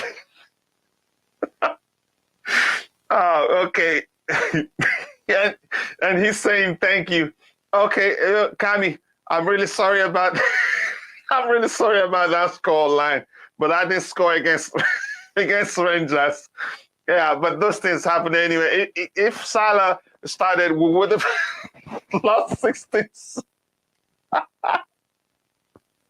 So yeah, so you know what? Two things, and the whole situation with Chelsea results. If that makes any sort of sense to you, yeah. But please, I'm sorry that your team lost with so much score. I'm really, really sorry. I can't stop laughing. We need to beat the Ajax and get a point from Napoli, and we get Europa League. And Napoli won't be an easy. Again, that's not going to be an easy one to. Napoli, oh my, they're on fire right now. But I good luck, man, so that you're happy. We have to move on from Kante. Again, we have to accept it. Even when fit, again, we will not be getting the same Kante. He's been a good servant. But that's more importantly, he's been a good servant. And you don't want to send the wrong message. Again, you don't want a PR nightmare. Because players do look at situation, especially if Kante leaves the club and starts talking that he was treated badly at Chelsea. They run him to the ground and then probably used him and dumped him. And then you have issue convincing players that that's not going to be the case. So even if we decide, okay, we're done with him, let us find the most amicable way, the most, fine, again, let it be a befitting sent forward for Kante because he served us well, like you mentioned. I don't want it to end on a sour note. It's dangerous. It's a PR issue. Plus, he's really served us well. And again, it looks like what I've always thought is happening. Even I have started subscribing to the idea. Okay, you know what? We can actually do with Kante, and that has always been my argument. That we have a few games to play before he comes back in. And if we're able to do well in those games without him, then I called it a false sense of security. We develop a false sense of security, thinking we can actually do without N'Golo Kante, and boom, forget about it and let him go. Again, to him, he'd get more money if he leaves, but I still want it to end on a good note for both parties. I don't want Kante to leave and feel disgruntled again, and be disgruntled and feel like, again, he was used and dumped, which you could argue to some measure is the case. Yeah, but that's, by the way, again, here again, Chelsea are also serious contenders from Mbappe. Who's that? Who's Lauren Julian? Again, if you're watching, if you're not following Chelsea Perspective on Twitter, please do so. I'm going to share the link in a bit. Let me see what else we have here. Eddie, I'll get to you in a bit, please. I'm sorry, brother. Oh, Kachila, I felt bad for Rangers, and it's Kami, and Kami is one of us. And Kami, I'm truly sorry for that, for that loss. But I did score against Rangers when I get it. I really do not mean to laugh, but I just can't help it. It's just the way just real I was saying sorry to you, and I would say, what happened to Kami? Then I paid attention. It was about the Rangers loss. Rangers halftime team talk was conducted by the by the kid man because it got worse. Oh my goodness. I'm sorry, Kami. I'm sorry. I didn't mean to laugh at you. Oh gosh. Consistently injured again is consistent injury is different from new injuries, bro. Yeah, again, I understand that, but that's, by the way. Let's see what else here. I'm gonna skip a few. Again, I would take Kante at Rangers. Yeah, exactly. Maybe that will help you actually. Again, he's one of our best, but let's face it, bro. Not saying kick him out, but we have to end it at some point. Yeah, that's the truth. It wouldn't. Again, players come, players go. Chelsea is the entity we support. But again, when you're talking about a player like N'Golo Kante, we must find a way to ensure that he ends on a good note. Then if it's leaving the club, again, he leaves with the club blessings, and will be singing us praises, and we'll be singing him praises. I don't want to see such situations. How again, you could say how David Luiz left the club, how what's his name, Thibaut Courtois left the club. Those things, we don't want it with somebody like N'Golo Kante, who won everything for us. And there's hardly a trophy we won that you could say he didn't play a huge part of it. He wasn't part of a huge part of it. So if he ends on a bad note, it's a risk. It creates a PR nightmare too. It's okay, guys. I keep as nightmares of Salah. Oh my goodness. Okay, greetings. Just big up and just real. Thank you again. Nice to see you again. If you're watching, we have 63 likes. Let's try to get it to 70 likes as soon as possible. And we're shooting for again at 100 likes by the end of the show. We nearly did. We did it the other day. We haven't done it that much since the transfer window shut, and it's understandable. AD Love for Blue, big up, bro. How are you doing, man? Big up, bro. Brilliant. Big up to you too. Again, let me bring you up to par quickly, if you don't mind. I'll start asking you the news we're hearing about Mbappe. What do you think? Do you think it's all horse doo-doo, or let me just say, with a clearer time, all nonsense? It's not going to happen. Again, some people, again, even if it is possible, some people are concerned, saying he's arrogant. Is he really arrogant? Or some people are concerned that he doesn't let things go easily. You can say that comes down to his age. It's easy, you could say, should I say, stroke the ego of a player who's just 23. Again, the relationship between Neymar and Messi, you could say, could be a problem to him. He'll be feeling like they're isolating him. That's how I see it. But your thoughts, even if you think it's possible that you want to see him at Chelsea, then we'll talk about Bellingham and we'll move on from there. No doubt about it. Mbappe is the dream of every football club. Nobody would say Mbappe is available and your club can afford him and he's ready to come to you, and you say you want to turn him down. But for me, Mbappe has a lot of comments that I've seen and people have said about it, and we can see, and I know Mbappe's got attitude problem. I wouldn't like to see him with Chelsea. Even if we can afford him, I would rather say no to that, to be honest. That's my own personal opinion. I know some people who are diehard fans who want kind of Mbappe, but we should look at it, the bigger picture. Mbappe coming in. Mbappe, I mean, look at the powers they gave to him, PSG. Yes, he still wants to leave. In terms of the powers they gave to him at PSG, which was why people say his PSG, people joke that his PSG is president. I think that changes if he leaves the club. I think the whole thing is because his French is a French national. Plus, again, they didn't want to let him go. Again, if he leaves, go to other clubs where you can say it will not just be about him. There are other players, and I think maybe his attitude changes if that's your concern mainly. But go ahead. Yeah, but you know, if a player of his caliber is going to any football club, he's going to come with his big reputation. So it might be the biggest player. Did you say come with what? He will come with a lot of, ego will come with it, and he's going to come with a lot of. He will bring his own personality. He wants to do because he's coming with a big prize coming to the football club. So he's going to feel like part of his negotiation will be what control or what level of respect is he going to command before he signs for any football club. That is the level where he is now. No matter how young he is, he looks at himself as a key player wherever, be Real Madrid, be Barcelona, be wherever he is. Paris Saint-Germain is not a small football club. So if he's wielding this huge power within the fold there, then which other club would he go with that he wouldn't want to exert that same power? So we have to think about the bigger picture. What we need as a football club, we don't need any dividing player, any player that will bring division in the dressing room. Yeah, it looks like we lost Eddie there. He wants to be me and go me. Ahead. Go ahead. Yeah, to me, it looks like a player who wants it to be me and me alone. I want to be the cynosure. I want to be the eyes of everything. Let me be the star man. Let me be the poster boy. He wants to be that. He deserves it. He's worked for it. We're not going to deny him that. But for Chelsea Football Club, for what we are trying to build, for the direction we want to go, except, as I always say, the owners, if they put business ahead of football, then that's a big trouble. If they look at the bigger picture of the sales that will come into the club base from his sales, whatever commercials is going to bring into the club, if they look from that angle, then the decision will not be purely on football reasons and what the dressing room would demand or what the coach himself will want to have. So if we look at it from that angle, it is going to be difficult if they want to be like commercial reason ahead of football.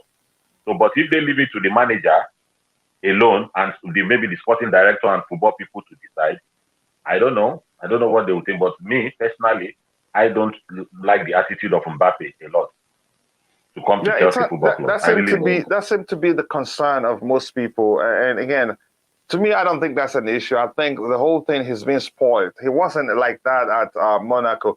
I think the whole thing, he's been spoiled, by the way. But I get your point. I want to get Edith's, Roger's thoughts before we move on to talking about Bellingham. But just quickly, again, if we have to laugh at any, it has to be Barca. I think Barca still has a chance, but they mathematically still possible. But I think they will rely on other results. Correct me if I'm wrong. Again, the game ended in a draw, didn't it? I think they will rely on other results. Kante will probably end up at our official retirement home in North London. I don't want to see that happen, and I don't think it will happen. I can't. Okay, like the stream people, again, thank you so much for all the likes. We're at 64 likes now. Again, we can actually get it to 100 as soon as possible. So if you haven't, please do take a second to like the video and subscribe to the channel if you haven't. Lumbecker says, Kachila, that boy is too childish. That's why he's a boy.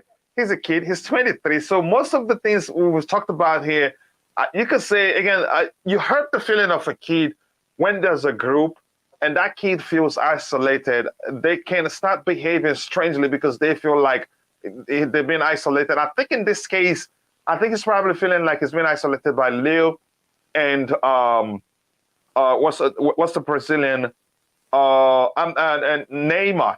And again, even though it's looking like Leao will leave, but I think his relationship with Neymar has gone down south. I'm talking about Mbappe's relationship with Neymar. I don't think it's that rosy anymore. Although on the pitch, when goals are scored, you forget about, again, the relationship. You just hug each other and all that. But there's more beyond the surface. But we only see things on the surface level. But that's why, again, I will laugh at Barcelona if they didn't qualify, but I want them to qualify. So we can play them. Again, I have nothing against Barcelona. And like I've argued before, I think there's probably no animosity between the two clubs. Again, Todd Boehly, he had a delicious meal at Barcelona in Spain with Juan Laporta and two of other Barcelona again board members. So just again and again, I want Barcelona is one of my favorite teams, but Chelsea it's top. One of the teams I like to watch. Never necessarily use the term favorite. Chelsea is a favorite, and I think you must have found out yourself. I don't think anything went wrong between the two clubs. We heard we signed Kunde, we pulled out. That's from Sevilla's president. We heard again in the case of what's his name? The Brazilian also from Leeds United. The whole thing was still going on when Rafinha, when Boehly traveled to Spain to have a delicious meal with Laporta and his group. So again, chances are they had a gentleman's agreement behind the scenes that we don't know about. So nothing wrong. Remember, we still got Aubameyang from them, and they got what's his name, and they got Alonso from us. So I don't have anything against them. Cannot believe I need to support Man City for for their game against Liverpool. Yeah, because you want your team to go through. You want your other team to go through. We might use what? I guess your phone helped you type that one. Yeah, with yeah, it's hilarious. Phones again, smartphones and smart. That's smart anyway. But that's by the way again. Kante will still come back and do wonders. We're winning now doesn't mean we should overlook. Yeah, but that was why I argued again. There's a chance we get a false sense of security. And believe me, I think I'm getting that myself now because I think we can actually do without them. That's the truth, but it will be wrong. Poor Liverpool on Sunday. Luckily, I'm not going to watch the game since there's a El Clasico. Lala, nice to see you again. And I'm sorry you guys are in a very tight position right now. I hope you get through. Here again, Toxic Whitey says again, don't think he would join Chelsea. I don't think he would too, but we'll talk about that in a bit. Chelsea Bio didn't know. It's a Chelsea fan or a Chelsea player did, yeah. So again, Roger, I hope you're doing well, brother. Good afternoon to you. I know it's already afternoon to. I know you're hearing the Mbappe story. Your thoughts, and just quickly before you do that, I want to say the poll that asks, do you think Chelsea can sign Mbappe? And do you want it to happen? 54% says yes, please get him. And 46% said no, he is too arrogant. Okay, that's by the way, again, so Roger, I hope you're doing well, brother. Your thoughts on, again, the rumors that Mbappe has said he wants to leave, again, at PSG. And let's be factual here. His agent has come out and said, was it the agent or the president or who was that said he hasn't told him if he wants to leave PSG, he hasn't told him that. Do you think it's even possible? Even if it's possible, do you want to see him at Chelsea? Hello there. I'm splendid. How are you chaps? Good? Everyone good? Fine. Yeah. I can't complain. Thank you so much for asking. Good. Well, a lot of things have to happen for this to transpire. PSG have already come out and stated that they're not going to let him go. I mean, don't forget, it takes all three parties for a transaction to be successful. So they don't have to... That is the player, the selling club, and the buying club. Indeed. And if one is missing, then a transaction cannot be successful. And PSG have stated that he's not going anywhere. Julian Laurent stated on ESPN, I think yesterday or the day before, he said that his relationship with Neymar is hot and cold. It was initially it was a very strong, fond relationship. But it's looking like it's gotten worse of late. Yeah. So he said it's hot and cold. But he said right now it's freezing. So that's a funny term to use, but go ahead. This is what Julian Laurent said. And his English is quite fluent, actually. But he was stating, because he's quite an SME, a subject matter expert on Ligue 1, because he's French also, but even though he resides in London. And he was saying that he's a good young man. Playing at Monaco, he was humble and everything. I think there is a virtually zero possibility of him coming to Chelsea, based on the fact that I don't think he would choose Chelsea, and B, I don't think PSG are willing to sell him yet. How Also, about C? How about C? The guys in question that if he I did know come here- he'd be willing to join. Do you think they're going to be able to pay how much the PSG are asking? But go ahead. Yeah, yes. I think this Bowley chap, he wants a big time player. He's looking at sales of shirts and so forth. This is a bona fide superstar. You're looking at Messi and Ronaldo on their wane. They are at the bookend of their careers, respectfully speaking. And you're looking at a player like Haaland and Mbappe that are, in essence, taking their place. They are the future of world football. They are that good, those two. I mean, he's already proved himself. He scored in a World Cup final. You know, he's probably the best player in the world currently. You know, I mean, give or take. You know, he's an elite player. There's no doubting his capability. I know he's got speed and it will wane in time, but he is very technical. He's amazing. I think if he came to the Premier League, though, he'll get hacked down like a tree in a forest. They will hack him to bits because of his speed. The other thing is, I think if people have a problem with Pulisic and his father with Twitter and so forth, I think this chap comes here. He's immature. He's young man. He's what, 22, 23? That makes him a fetus in my eyes. 23. Most young men do not mature until the age of 28 to 35. On the average, I'm generalizing, and I realize that's kind of rude in some regards, but I mean this respectfully. Women I understand. Women are far more mature mentally than men. And listen, if you give me a lot of golf balls at that age, you know, 23, I would probably be worse than him. So, you know, we mature over time. And I think he would throw the baby out with the pram water. You know, I think he would throw fits. I think he would be divisive in the locker room. I mean, maybe he won't. You don't know. But based on what's transpiring in Paris the last year or two, this doesn't bode well for a locker room. And I think it would destabilize us. I don't think it would be. I would love to watch him, you know, play for Chelsea. I mean, he'd be great, but I don't think he would last long in the league. I think they'd hack him to bits. He'd have injury problems. It's a very physical. He has speed more than anything. He is lightning fast, and they will chop him down. I'm sure of it. But yeah, would I like him personally? Yes, but he comes with his detractions also, just like most people, I guess. But it's not going to happen. It just isn't. Yeah. Again, it's the possibility. I think. I'm not sure. Again, I'm not sure because of if the club will be able to to break even if they sign him due to his commercial value. Oh, he's worth a fortune commercially. So probably again, I'd see Todd Bowley risking it. And let's look at this really. Let's look at this really. Any chance? Do you think by any chance he's tapped him up? This is we're talking about Dodgers. That's Todd Bowley. He's the co-owner. Is he the sole owner right now? I'm not sure. Mbappe was there in 2019. Do you think he has a closer relationship with them? Because for this to have happened, and you could say businessmen, especially billionaires, you could say they have foresight.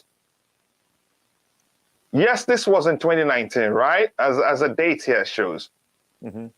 To me, there's a chance he probably, again, even without knowing he was going to buy Chelsea, because again, I remember he's tried to buy Chelsea before. Again, this time isn't his first try. Yes. So do you think there's a chance he's tapped him up? It's possible, you know. These kind of highly affluent individuals, they have a small circle of friends. Let's be honest here. Mm-hmm. I can't remember how many hundreds of billionaires there are in the world, but it's not that many. And it's a close-knit community, I'm sure, to a certain extent. They know each other and so forth, and they like to be, well, some of them, I should say, like to be surrounded by superstars, and Mbappe would fit into that category. You know, they want visibility, and I'm pretty sure he's courted him in some regards. I mean, listen, he's wearing his team's jersey, you know, that's there in itself is, you know, marketing. In the States, it's a very capitalist society, you know, it's all about here's the thing. Let me say this. Apologies first, please. I shouldn't cut in like that. You don't here's have the thing. The fact, again, you recognize it's a marketing strategy, which means even if Bally doesn't have direct contact with Mbappe, I'm sure. So again, some of those, again, he under his earns paycheck from him has a direct link to this guy.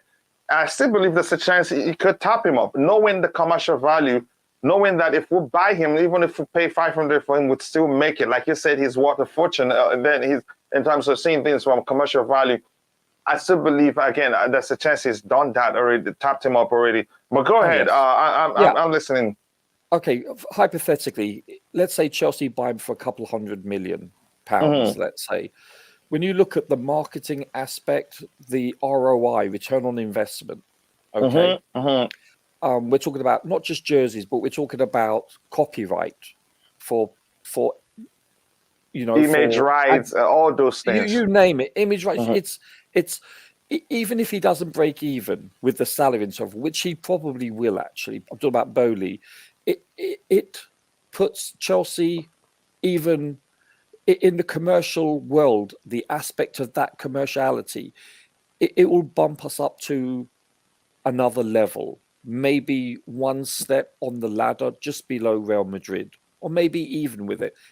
We're already a big team. I'm not saying we're huge, but we're quite a large team, you know, as an entity, but it would put us on another pedestal. So he's looking at that, you know. Don't forget he wants to do the Red Bull plan, you know, philosophy. So he wants to buy the Red Bull module, having satellite clubs. Yes, feeder clubs, so to speak. Feeder clubs, yeah. Yeah, exactly. And so he's looking at the bigger picture per se, and you know, having such a superstar, and he's basically a Michael Jordan of football right now. Him and Haaland, this will be a huge asset to have. So he's looking long term, not so much short term. And I don't think he would lose money on this deal. I think when you look at the big picture and the fiscal aspects of all the subsets of commercial viability, he's going to make a fortune, and it's good publicity. You know, you can't buy that. So he's looking at the bigger picture. He's not looking at how many goals is he going to get for Chelsea, how many assists, etc. What does he do to our formations? He's not looking at that picture. This is not his DNA, Bowley. I'm talking about. You know, he's looking at the 50,000-foot level. He's not looking at ground level. So he's looking. He would go again. Eddie, let me get your thoughts on this again. Do you think by any chance that Todd Bowley tapped him up again? Because it's not easy for we to hear. There's a chance the rumors that he again that he's looking to leave PSG. There's a chance it's all all those things are all nonsense. But given this picture we're looking at, and plus some people see it as a sign. You know, he again. He tried out at Chelsea, right? But wasn't accepted into the academy then, and then he went back. Plus, this case, him wearing this shirt now, and plus us knowing Bowley again, he's looking for a big name player that with such, you can say, with a huge commercial value because he's a businessman. He can. Eddie, your thoughts? Do you think there any chance that Todd Bowley tapped him up?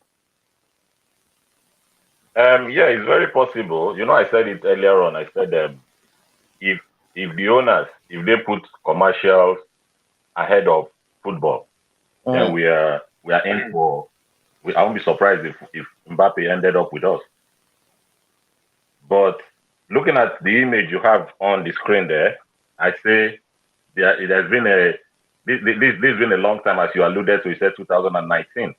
Yeah. So if it's 2019. then there must be something there. Which And shows you they probably have a connection with them. Even if They do. it isn't directly with Bali, someone in the ranks of his organization still has a link to this player here. But go ahead. Yeah, but that's correct. But one thing we should notice is that it won't bode well for the football club if the manager or the director of football, whoever, if they don't have a buy-in into this, if they don't support this. So Todd Bowley shouldn't go based on what he wants to get. Can I come in quickly? Can I come in quickly? I want you, as you're responding, I want you to factor in this argument that one of the reasons why Thomas Tuchel was let go was that he rejected the club's, again, intent to buy Cristiano Ronaldo or to buy Mbappe. Somebody said in the chat, there's no way to confirm if that's the truth. But what if that's the case? If they believed getting a Porter, then he'd be open to working with at least somebody like Mbappe, understanding, okay, the club is a business. We also need to buy players that will help us make more money. So what if Porter doesn't have an issue with that? But go ahead. I want you to factor that aspect into your response. Yeah, if we go that route, then, which means we might end up seeing a lot of managers being sacked. Yes, exactly. We might end up seeing so many managers being sacked because if they don't agree with what he wants to do, and he wants to go ahead to do it, that's what I said. That's what I said earlier. If it takes over commercials over footballing reasons, then we are in for big trouble because the managers who want the players they can control. And Mbappe, to me, looks like somebody that's developed himself and he's made himself like a king, so to say, with Paris Saint-Germain. And we are not building what Chelsea is trying to build now. It's not something that we need somebody that will be above board, if you want me to use the phrase like that. So we need somebody. Making sense. Yeah. So if he's going to take those decisions over and above the manager, then we are in for trouble. He's going to end up sacking so many managers. May I interject politely? Yeah, go ahead, Roger. Sorry, Eddie, sir. I just want to say something, and this is important. Eddie brought up a really good point. If hypothetically Potter rejects this, just like Tuchel did for Ronaldo, then that maybe means, such as we believe, Tuchel did. Sure. But this means Bowley is putting commerciality, viability ahead of the actual footballing aspect of the whole thing. Yes, which means that in essence that we're going to be a circus. You're going to see huge turnover. This happened in the United States with Jerry Jones buying the Dallas Cowboys. You know, it's like if you look at their stadium, they call it Jerry's World. You know, he's a billionaire. In 1989, he bought the Dallas Cowboys for 200 and something million, which was a lot of golf balls back then. It was a lot of money. And he fired the only head coach in living history, you know, and he just dismissed him. And his ego brought, and I like Jerry. He's done a lot of wonderful things for the NFL and the Dallas Cowboys. But he admitted it took him years. It was a circus. If you're familiar with the NFL and what transpired in the late 80s to mid 90s, it was a joke, even though they were very successful. I look at this akin to the Dallas Cowboys of Jerry Jones interfering. If this chap Bowley is going to interfere and not put the actual product of the football locker room as a priority, then this does not bode well for our future and or the manager's future, or managers in parentheses. You know, I think the argument makes a perfect sense. Eddie, you want to add anything, or should we move on? Yeah, I mean, hello. Yeah, go. Yeah, you there? Not out at all. We are building. Yeah. Can you hear me? Yeah. Can you say that again, please? Can you hear me? Yeah, we missed the start of what you were saying. Yeah, I said I quite agree with what Roger said as well. That's exactly the point I was trying to make. We can't continue to make those mistakes. It has to be. We're building a football club that will be the togetherness should be the key. Everybody should pull in the same direction. Not somebody thinking I'm bigger than this player in the dressing room, or I deserve to be given this much respect because you want to image yourself like the likes of the Ronaldo and the Messi. This Ronaldo and Messi, they've done it over the years, long time, and he is starting. He's gone that fast. Anyway, we can't deny him that he's a superstar now in his own right. But we can't. This is not the type of player that we need. This is not the type of. There are many others. Like look at Haaland.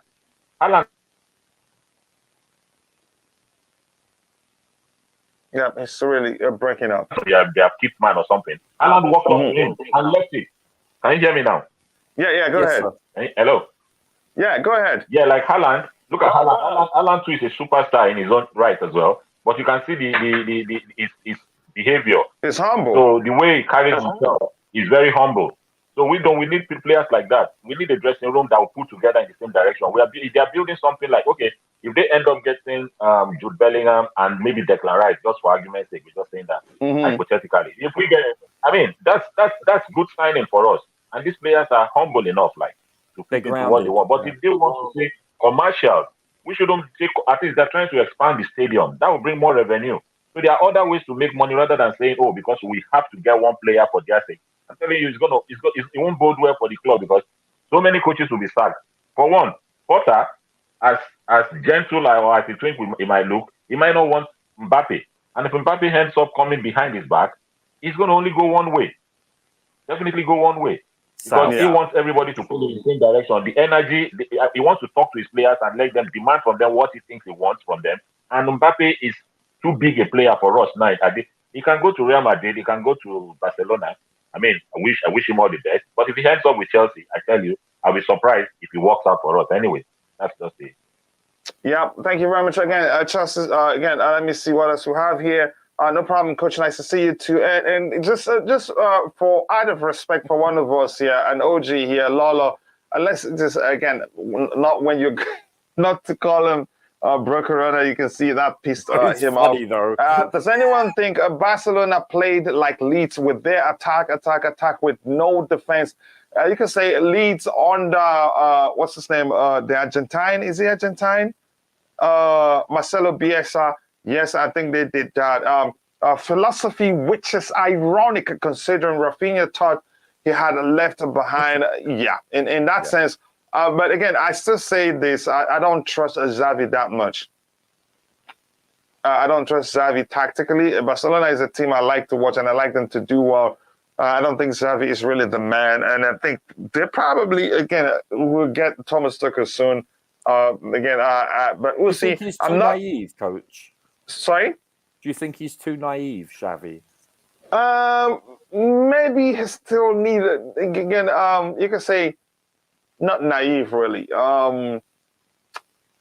It's not tactically sound. That's how I want to say it. Yeah, he's tactically naive. This is what I mean. Maybe that's another way to phrase it. Yeah. I think, no, tactically he needs to do more. And that's just, again, I hope he does well, but I don't think Barcelona will give him time for him to improve. They don't want that to happen because it gets worse. They have a situation already. It gets worse if they don't make it, to the next round of the Champions League and all that. The incentives, the monetary incentives and all that. Those things do go a long way. But we'll see what happens. Let's get it to 100 likes. Well, 74 likes. We need just 26 more to get it to 100. Please like the stream and subscribe to the channel if you haven't. Thank you so much, guys. Just 26 more. I know we can do that. And my brother, again, Faldiazo, a.k.a. Boogeyman, says Mbappe dream is to play for Real Madrid. But the question is, Real Madrid, again, are they willing or can they afford to pay for him?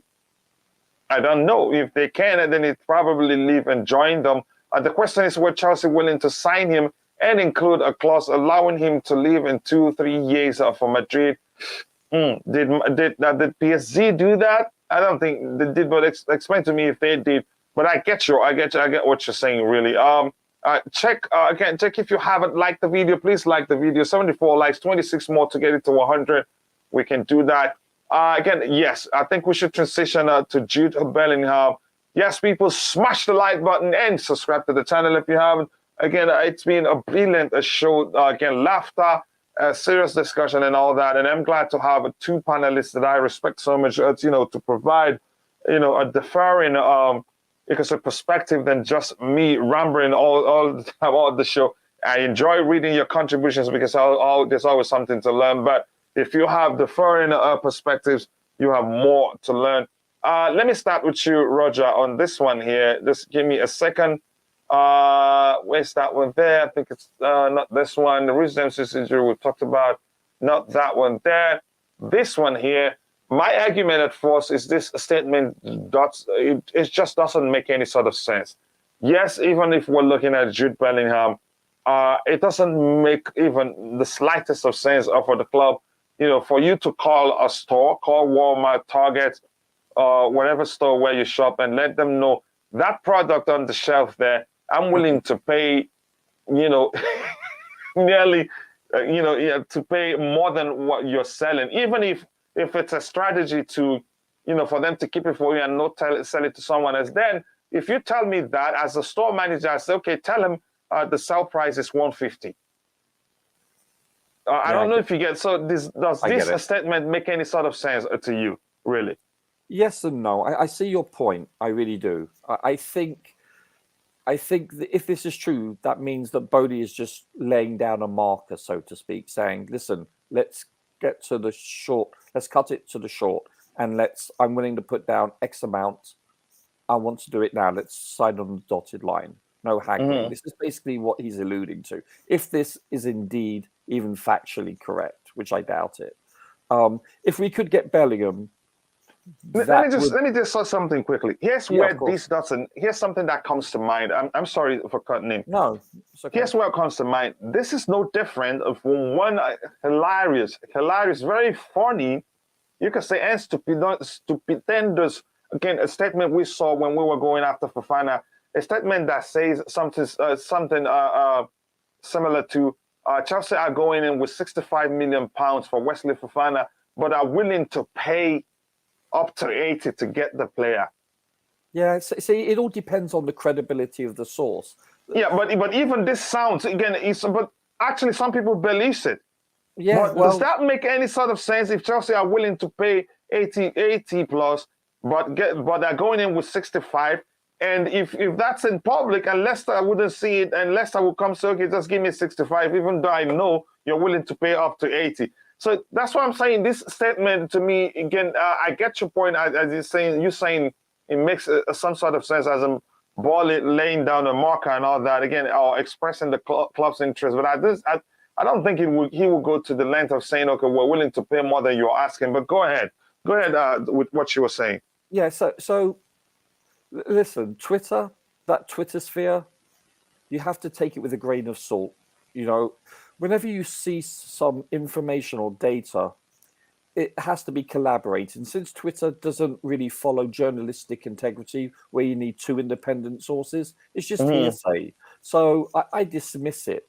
99.9% of anything released on Twitter, I mean, look at Rafinha, that circus, and it really was a circus. I believe it was him and someone else a couple of months ago. It was just a joke. Just dismiss it. It's nonsensical. But does it make sense for Bowley to say, I want to put X amount, even though he's worth Y, and X is greater than Y? No, it doesn't really make sense. Unless he really says, I want to outbid everyone. Maybe they've analyzed and identified Bellingham or whomever and say, we want no matter what. If you want 200 million, we're willing to pay it. If that's what he truly wants and he believes we want to build a team around him, then that's possible. It doesn't sound financially feasible or viable. It's certainly not the norm, but so be it. He's a big spender. If he's identified something that he really wants to be the bedrock of this club, then that's possible. But other than that, considering it's on Twitter, I dismiss it. Yeah. So, but other than whether this comment makes sense or not, do you think we can get a Bellingham? From what I've been told, look, he's from Birmingham originally, correct? And from what I've been told, he's a Liverpool fan. And let's face it, Klopp is a very charismatic and successful and a proven track record of a manager. Mm-hmm. And it's an iconic club. I'm not saying we're not, but they're on the upper echelon, I believe. And it'll be very, it's probably his boyhood club and his boyhood dream, so that doesn't bode well for Chelsea getting him unless he buys into our vision and he really likes Potter, etc. Maybe he'll fall in love with London if he doesn't know it already. Maybe if we sell London and we show him our facilities and so forth, maybe we can persuade him. I say it's anywhere from a 1 to 5% chance that he comes to Chelsea, because I believe he's going to go to a huge club, someone bigger than us in all likelihood. I'm just being honest. So I'm not putting Chelsea down. We are a big club, but we're not in the top echelon, I believe. We're just a little bit below that. We're 1B, not 1A. And I believe he would want to play for his childhood team. But if that isn't the case, then can we get him? Sure. Yeah, I saw him play about 2 years ago, and I fell in love with the way he plays. And more importantly, he plays beyond his years, but more importantly, he's so mature and well-grounded. His father is a really solid, stabilizing and positive influence on him. He's a very grounded young man. If you watch him and listen to him in interviews, the parents have done a really good job. And look, they took a gamble sending him overseas. That's not the norm. This is not the typical culture for a young man or boy to play overseas. That's not the norm historically, in the last 30, 40 years. So, very, very, they chose a very good path for their son. And I don't think they're going to gamble at any level. They're going to make the decision based on what they believe is best for their son in a collective, And I think, if he does choose Chelsea, I would love that. But I think it's a very small percentage. Yeah, again, I think so too. Again, for all the reasons you mentioned, I'm gonna get the thoughts of AD, and I'll read this comment. I'll get to Faldio's next comment because I'd like us to look at it. Club legends should not be made managers. Destroys their legacy, and that's got me thinking. Where have I seen any club legend become the manager of that particular club and they do well? I'd say again, in the case of Pep Guardiola, was he even? Do they even consider him a legend, or you can say he only became a legend of the club after he became a manager?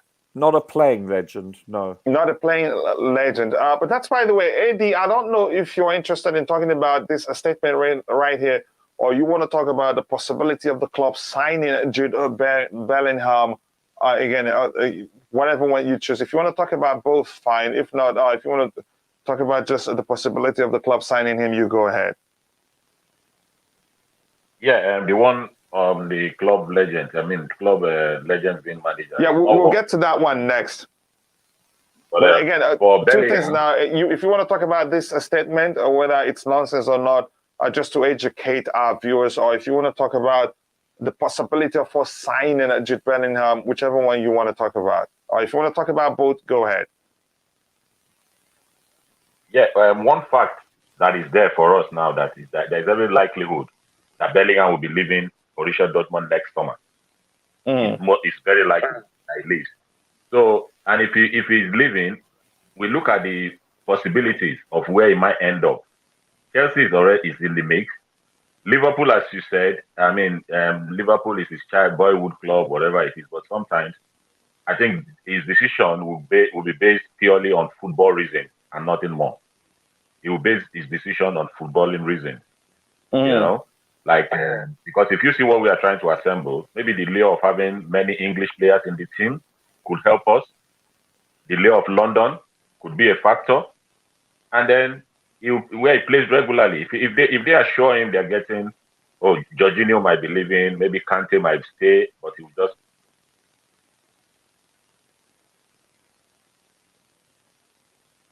Yep, Eddie is, go ahead. Jorginho stays,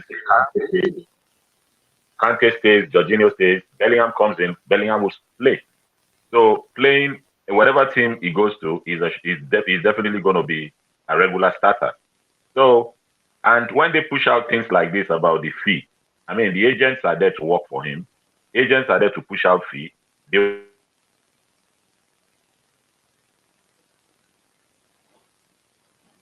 for prospective clubs, because they set that benchmark, they set a figure like that, so that other teams reading it will say, oh, ready to play 100 million, would I not go in, except if the other teams going as well have they are privy to the exact figures that other clubs are putting on the table. All these figures will be bandied around just to make sure they get as much as they can get from any prospective buyer. So these stories will keep flying. We might end up saying 200 million sometimes. Say, oh, the team is ready, club is ready to pay 200 million. All those figures are something that will happen over the period when transfer windows is open. So for Chelsea, they know the figure they want to pay. For the club, they'll set what they expect to get. And I'm telling you, they'll get as high as they can for this player, because it's worth every.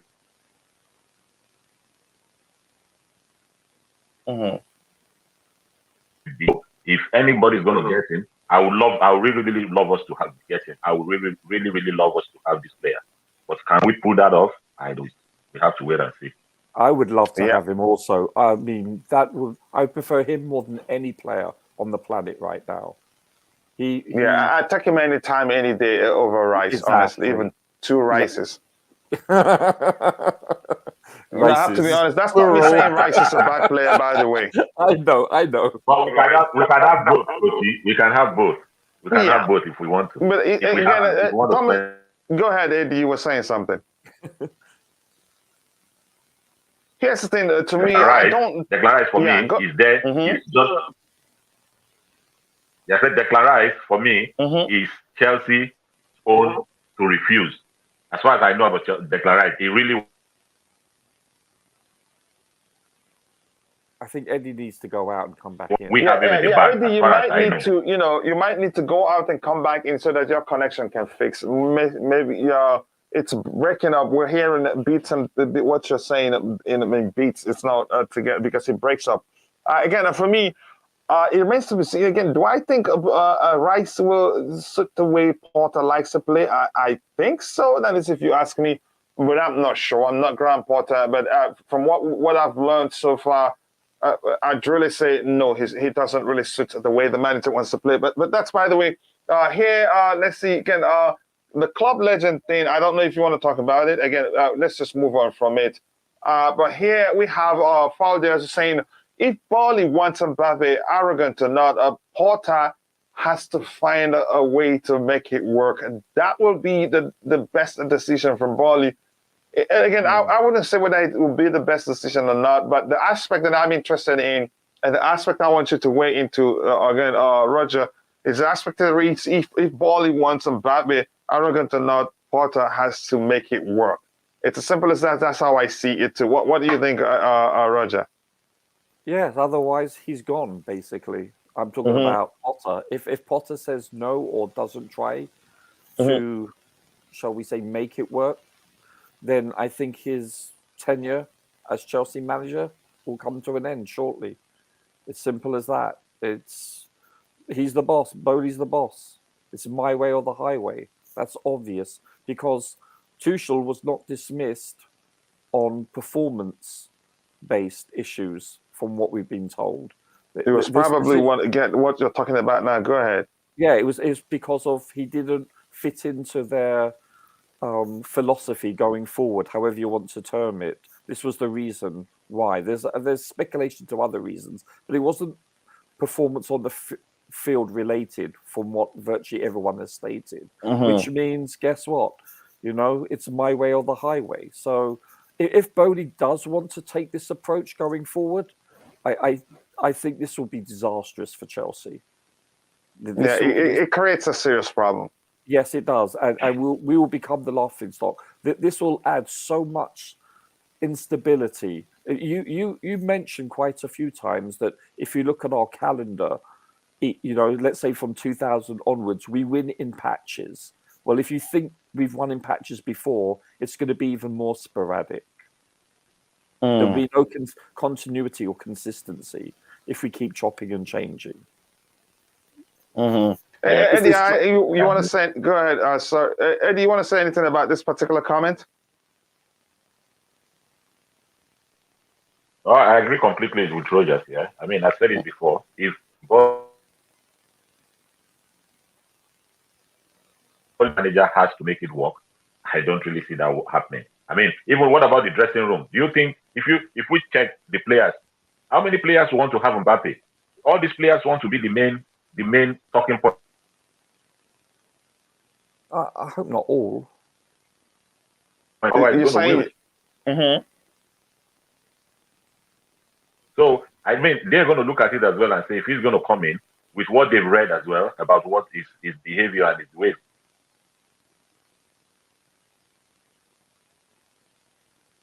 It's even worse. If the owner and they know, because most of these players will know what's happening when the transfer is going to happen. So if they understand, if their understanding is, oh, it's going to be Boli's man and not the manager's man. So what is going to happen in the dressing room? Is he going to have the ears of the owner or that, rather than the manager? So the manager has to be doing what the owner wants him to do in terms of this player. So obviously, before coming in, he has is way ahead of others in terms of being the owner's boy.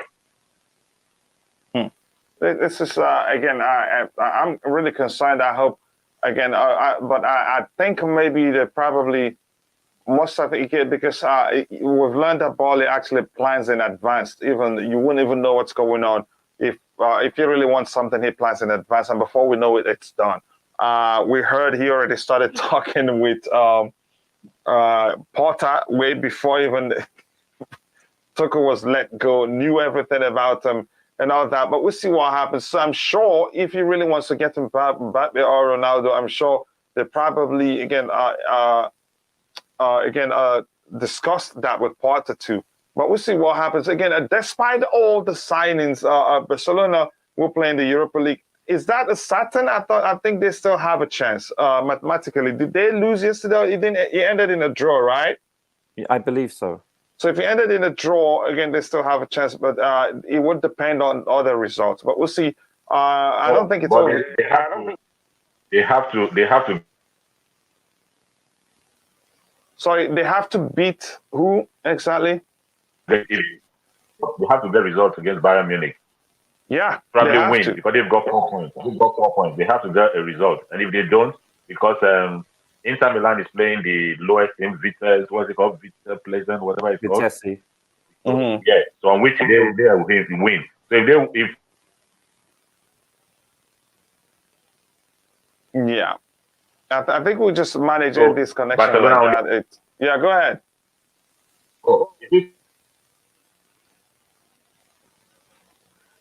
Yeah, but it's going off and on again. Mbappe will be a cancer to the club in the dressing room specifically. I think so. Most people think, but I honestly, to be honest, I don't think so. I think his behavior changes once he leaves PSG. Things are going well right now. Coach. Sorry. I think actually that's a really good point. I think that PSG locker room is toxic. I don't think it's just him. I think if he moves to, let's say, a Man City or a Chelsea or a Real Madrid, I think he will be more humble. I think he's just been placed in a very toxic environment.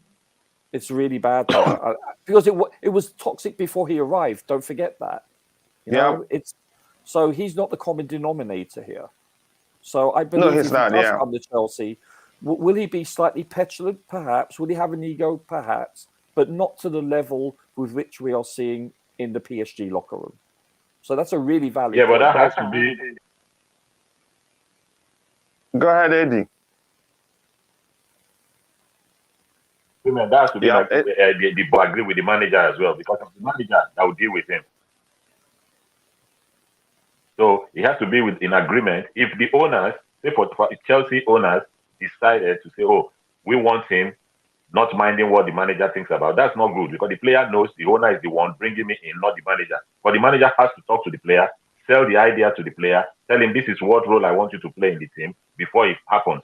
But if the manager does not take part in the negotiation, not talking to the player just shows up, then it's going to be bad, because obviously the player is way ahead of the manager even in the dressing room, because the owners are the one that brought him in. So it's kind of, they have to be in agreement for this to happen. Sure. But if anyone can do it, I think Potter, due to the fact that he has a master's degree in emotional intelligence, I think if anyone could, shall we say, tame the stallion, so to speak, I think it will be Potter. Yeah, I think he can, really. I think he can. So do I. Yeah. Yeah, but that's, by the way, again, the poll that asks, do you think Chelsea can sign Bellingham? 68% thinks that we can, and 32% thinks we cannot. And with that, again, I just want to remind you, we have 79 likes. We need just 21 more to get it to 100, and that is very possible, but only if you believe. Again, only if you take a second to like the video and subscribe to the channel if you haven't. It says again, things are going well right now, but wait until Porter faces adversity. Players like Mbappe or Aubameyang will fall out with Porter, same way Auba fell out with Arteta. I think Aubameyang's Arteta's case is different. Arteta wanted to get rid of big name players, big egos, if you prefer. He wanted to be the one, again, the biggest character in that dressing room, and he even took away the captainship from Granit Xhaka and gave it to Odegaard, who's nearly, you can say, a much younger player. So yeah, so I think it's a different case altogether, because you can't say there's a pattern to Aubameyang's behavior. He didn't have any issue at Barcelona. He didn't have any issue. He didn't have issues at Dortmund. The whole thing, you can say, happened only at Arsenal. So again, but we started hearing all the stuff. You could argue that were designed just to make it look like Aubameyang was the problem. But I'm not really gonna get into that. But I'm not concerned about bad Aubameyang's behavior or anything. This just smells like a pathetic attempt to have both Mbappe and Haaland in the Premier League. Possibly, I think the FA would want the guy in the Premier League because, it's brand, all about the brand. After all, Barley wanted CR7 and didn't consider the impact on the dressing room. So I suspect that these Mbappe links are probably serious. There's a chance that's the case, but there's no way telling until it happens. And Barley has shown, again, he's, you can say, how do I phrase it? What's the opposite of a radar? Again, what airplane has, not again, to evade radar, you might stealth. Again, he's a stealthy operator. You won't even know, boom, he's done what he wants to do. So that's a chance, again, that's the case, but we don't know. Is Todd Boehly willing to pay Mbappe's astronomical wages? I would think yes. Just as Roger argued, again, Mbappe's commercial value is huge too. So whatever money you spend on getting him put pen to paper for your club, you'd still make it. Again, he's that big. Again, just 20 more likes to get it to 100 likes. We can get it there, but only if you believe we can. Potter will be a yes man at Bali, the same way Arteta has a squad full of yes man players. So you understood my point. That's what Arteta wanted. He wanted to be in full control. He doesn't want a situation where players will be actually contributing to game plans and all that. That's how I see it. Barcelona is out if Inter beat the low-ranked team, which usually sometimes you see the surprise of your life. But we'll see. Just saying you've been warned. Yeah, I remember that. Yes, there was an issue. The issue was that the manager let him, again, to whatever he wanted. Arteta was the first manager to check him, and he didn't like that. That's another way to see it. Todd signing Mbappe and changing our name to London Toddles. Just stop, please. I'm not going to go into that. Even Tuchel admitted he let Aubameyang show up late for training at Dortmund. I didn't see that. I really want to see that seriously. Again, if we reach 100 likes today, Kachila would drop down and do 100 push-ups. Good luck. I couldn't resist, Coach. Oh, my God. Good luck to you. Again, 20 more likes to get it to 100. If you haven't, take a second to like the video and subscribe to the channel. Yeah, there you go. You just... You better stretch. Better stretch, Coach. Better stretch. You just made someone's day. Look, just you all are saying, yeah. Like, let's do it. Let's get it to 100 people. Yes, let's do that. Let's get it to 100 as soon as possible. Again, we've looked at this one. What other case I wanted? There's something else. Let's see what we talked about. Reece James' situation. AC Milan will meet with Leao and I hope they don't succeed in offering him a new contract. But really, let's talk about Jorginho. Roger, I don't know if you got to talk about him. Again, even if you don't like him, what do you think will happen? Do you think he'd stay or do you think he'd leave? I think he'd leave because being logical here. Sure, I think there's a very small chance he stays unless Potter approaches him and says, "I'd like for you to stay. I think you're an integral part of our midfield." You know, then that's. But that's half of the whole process of getting him to stay. Sure. The other part is paying him as much money that would be close to or more than what he would get from, again, as a sign-on fee if he lives on a free. Exactly. That's a huge. So it's not simple, but go ahead. Yeah, it's a huge lump sum for him. But I don't know. I mean, listen, if you come from Italy, I mean, the weather is beautiful, much nicer than the island which I live on. It's the food is amazing there. He's from Italy. The chances are he moves back to Italy or goes to Spain. You know, as a South American, which again most 99.9% of the time has a dream of playing for either Real Madrid or Barcelona. Exactly. You know, he's originally Brazilian, but he's lived a lot in Italy, right? He went there as a young man, I think, an academy. Was he like a young teenager? He played there. So, you know, I think that maybe he loves London. Maybe he really will buy into Potter's philosophy and what's transpiring in Chelsea. Maybe he will extend his contract, but I think it's a very small chance. Small chance, which you could argue was why Andreas Christensen decided to leave. Probably when he learned he'd get more money if he leaves on a free. Yeah, I believe. Specifically, let's say Rudiger, because Christensen is younger and probably could have played somewhere else or stayed longer at Chelsea. But go ahead. By the way, Rudiger scored over the weekend. I don't know whether you saw that. Nice header. Yeah, and then he got a brown eye too. Yeah, but you know what? I as much as I'm not his biggest fan, Jorginho, but he does bring intangibles in the locker room, like leadership, personality. He's a likable person. You know, he does have positive attributes. You know, and look, you saw the best of him 2 nights ago. He was excellent. I mean, he ran that show. He was the quarterback, the register. You know, he was amazing. But this is not the norm. But anyway, so yeah, I think there's a small chance. I'd say 1 to 5%, 10% max. I think he's gone this, you know, summertime. Well, let's get Eddie's thought, and I want to show you the comment from his agent, which clearly shows the agent didn't deny whether or not he spoke with Barcelona regarding Jorginho's future joining them or that. But Eddie, your thoughts again are. I think he's more likely to leave if you ask me. But what do you think? That's okay. That actually, Roger, you can see the comment. It's not a different one. You can see the comment from his agent. He says Barcelona, maybe. So he didn't deny it. Yeah, that's a yes. Okay, that's a yes, probably. Yeah, I spoke about him or maybe about other players. I was there as also in Madrid, Leon, Valencia. It is my job. So this, if he didn't, he could clearly say no. He's testing the waters, is what he's doing. Yeah, exactly. So, but I think it's more likely to happen. Plus, Barcelona would want him, given Busquets, again, his time, you could say, practically done. And he would be moving to the MLS, or somewhere else. So Jorginho will be a perfect fit to their, you know, Barcelona's identity, the way we know that they want to play. And it was Lala the other day in the chat who talked about, and again, I saw something from Juan Laporta talking about them. They're looking to get more players on a free. And you can say Jorginho probably will be most of them. They're loaded in the attacking area, if you ask me. But go ahead so that I can bring in Eddie if you have anything to say about that. I think he would fit in Barcelona's DNA very well. He would fit like a glove. Yes.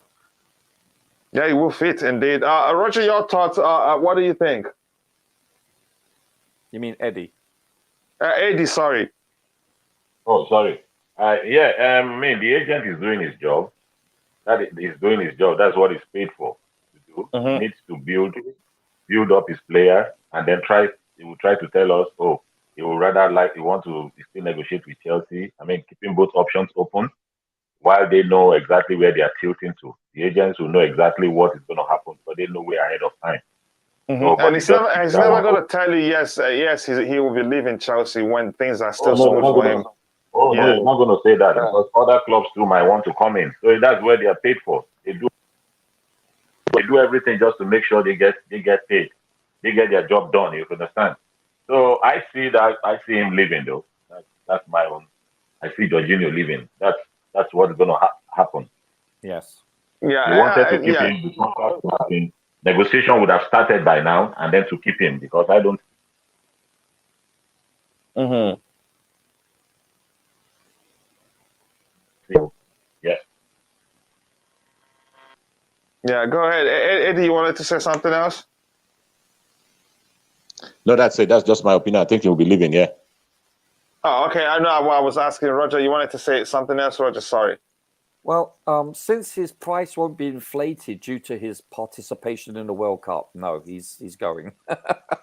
No, the only chance we have to sell him, really, if you want to sell him, would be in January. It was a joke. And he's not in the World Cup. Yeah. But again, we're not going to actually get that much money from him. No, of course not. Yeah, but I think he'd end up living on the free. Let's talk about Hakim Ziyech. I think before the news broke that the club they've told him and Dennis Zakaria that they can start looking for clubs. No, they're not going to keep Zakaria. In the case of Ziyech, he's been told, again, he can leave in January. That's not surprising. Again, after that failed attempt to move back to Ajax, you could say he hasn't been the same ever since. We haven't seen the slightest of the qualities he possesses as an individual. I don't even think he'll get the chance to play that much if that's really the case. Yeah. What do you think, Roger? Yeah, you could tell his body language on the pitch. I forget which game it was, 2 or 3 games ago, where he was failing to even cross the ball. He was like so petulant. He didn't want to be on the pitch. You could tell, like, someone take me off, and he was a substitute. He was pathetic. And he's a very technical player. He's a very gifted person. He's much better than that. You could tell he just didn't want to be there. And I think, and I don't say he's a bad person, but it's like a bad apple. It's spread. I think he's probably said, you can go, because he's probably not a positive person in the locker room. I think he denotes us an air of negativity in all likelihood. You know, and he's had that reputation before for, was it Morocco? I forget. Is it Morocco he plays for? Yeah, his national team. He's gone back. He has now. But he's had a history of having issues, and that doesn't. No, you can say. I think we heard that story from. From a single side. We didn't hear his own side of the story. We heard the previous manager's story. But go ahead. No, I agree that's a valid point, but it's still out there. I'm not saying it's correct. He could be the perfect consummate teammate, but you know, you can tell his body language, even when he came on a couple of games ago, he doesn't look like he's trying. He looked disinterested, yeah. Yes, yeah, very disinterested, disenchanted, however you want to term it. I think he wants out, and I think it's quite noticeable. It's glaringly obvious, in my opinion. Yeah, I agree with you. Eddie, what do you think? Because, again, you could say, had it not been his mindset, I think he's one player that I think would see the best of him under Graham Potter, but I think his mindset probably is what changed everything. And it just seems as if we haven't heard Thomas, what is his name, Graham Potter speak much of him. Because I'm sure he understands his quality, but mindset is everything. That's probably the reason why he's been told, like we heard, again, we heard that he can leave in January. I think he's already decided he wants to leave the club. But Eddie, your thoughts, do you still think he has a chance? Do you think really he had a throat issue before the Champions League game? No. Needed travel to the place with Milan. To be honest, I really don't see him staying anymore. His body language, I mean, I've forgotten when we were doing the watch along and somebody was screaming. I don't know, was it IBZ or somebody was screaming? Ziyech, laugh, even smile for once in your lifetime. Just smile. Even just pretend as if you're smiling. His body language, his attitude is honestly, to be honest, personally, I really find that so annoying as a footballer. I really, really find that so annoying. It's He's disrespectful. not the most talented player. Very disrespectful. He has that kind of demeanor that is so bad. So bad. Let me just say quickly, here's the thing. The way he carries himself, we're trying to be as objective as we can here. And when we judge, when we discuss anything, do that objectively and not just, again, here's the thing. I think already the way he carries himself, it's easy to jump to the conclusion he has attitude issues. I don't know if you can agree with me. Even the way he celebrates his goals. Now, that's true. I have to say this. Is there a problem? There's a problem. He's looked disinterested in the game in question. Again, the last game he got a chance to come on, I think it was against Zagreb or what team. Again, we were thinking maybe the whole issue was just again under Thomas Tuchel. But even when he came on under Graham Potter, he was awful too. So again, I'm just saying it may not be again, and this whole thing again. What we saw that they may just come down to the fact that again he thought he was going to leave the club, and he's already had his mind set on going back to Ajax, and it didn't happen. And usually that sort of situation takes a lot, to reset. But go ahead, AD. Sorry. Yeah, but even at that, say he was linked to Chelsea from another club. Mm-hmm.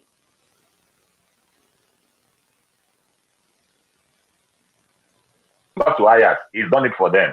So he can go back there and they will respect him for what he has done. So he's easily going to fit into their team again.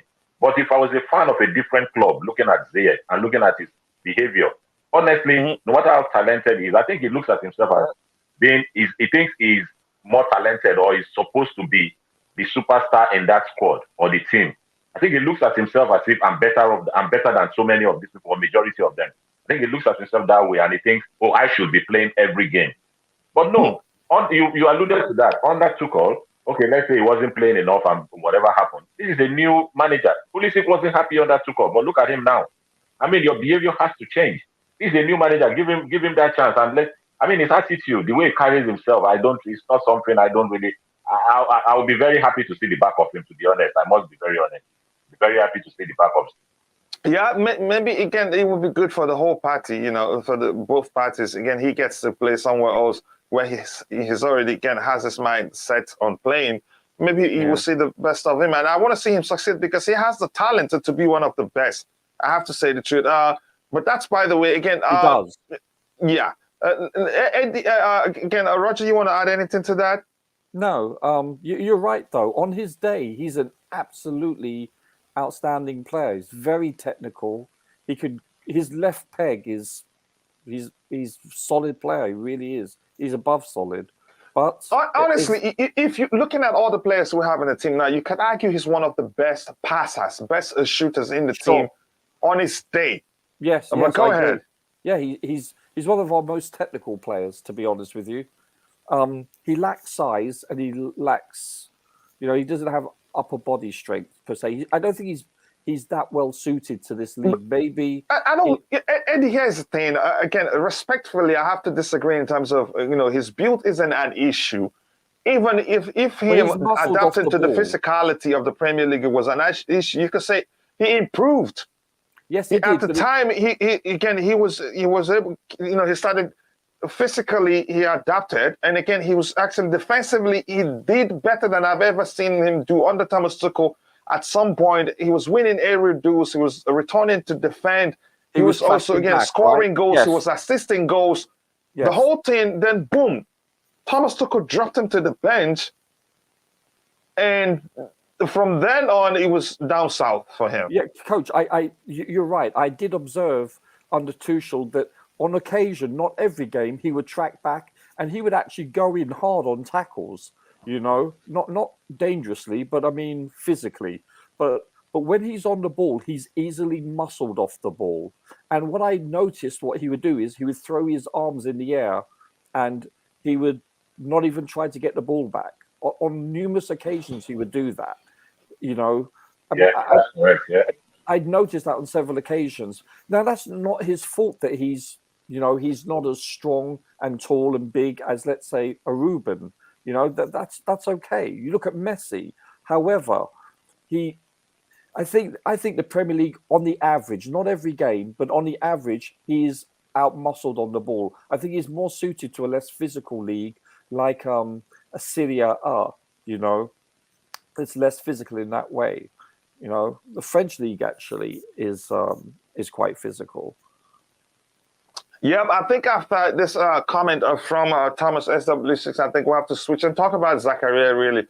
Again, just quickly, I'll highlight this comeback to you, so we'll talk about Zakaria here. We have, let me see. I'll come back to that comment. Ziyech versus Zagreb was a crime. Again, I couldn't agree more. Morocco, again, it's his national team. He could have played for the Netherlands if he wanted to, but he chose Morocco. Again, I like Ziyech, but his body language is bad. Not really. Again, it is. Yeah, coach. maybe again. That's how. If that's what you're saying, so we all see things from different lenses. Coach. Again, hit the like button, people. And Manny here says we want footballers with confidence. You sound ridiculous. Again, just present your counter argument. What really are you? Again, what's your argument? Let's see your argument again in full. That's funny. I'm enjoying what I've seen in the comments. So you're a sensible person too. Here's the thing. To be honest, I get what Joshua is saying. The last part of your contribution or argument might come across to some people as insulting. We want footballers with confidence. That's the truth. That's what we want. Confidence is everything for a footballer. And here, rephrase again. He says, what part was I disrespectful? Again, I'm going to see, rephrase it here, and thank you so much for rephrasing it. You don't want anybody on the panel or in the chat, you know, for your contribution to come across as insulting. Let me rephrase it. Yeah, thank you for being sensible. We want footballers with confidence. You sound cynical. Yeah, that's, again, that sounds better. But who are you referring to exactly? Roger, do you understand the response? Yeah, a little bit. Yeah, my intention is never to be insulting whatsoever to anyone, whether it be based on their nationality, their physicality, or whatever. That's never my intention. I'm just going by what my eyes tell me, and I look at the positives and negatives that a player has, their attributes. I don't, you know, look. I slam, you know, J5 often, but I also highlight his positives. So my intention is never to be offensive to anyone. I give you my word, I'm not that type of chat. No, I understand. But that's why we're here. That's why it's a show. Again, this is important. It's important that he or she made this statement. Then you can clarify. That's why we're here. We can, if we all agree, then we don't have a show. So again, yeah. No. Here's the thing. Let me see what the brief again. Coach, you and Roger son. What? Cynical. I knew he was gonna come back. Bada bing. Yeah, I knew he was gonna come back, and he just did. But again, I enjoy sensible people. A blue blood understood that okay, that's the chance that comes across to some people as insulting, and rephrased it. And again, Cynical. here's some feel.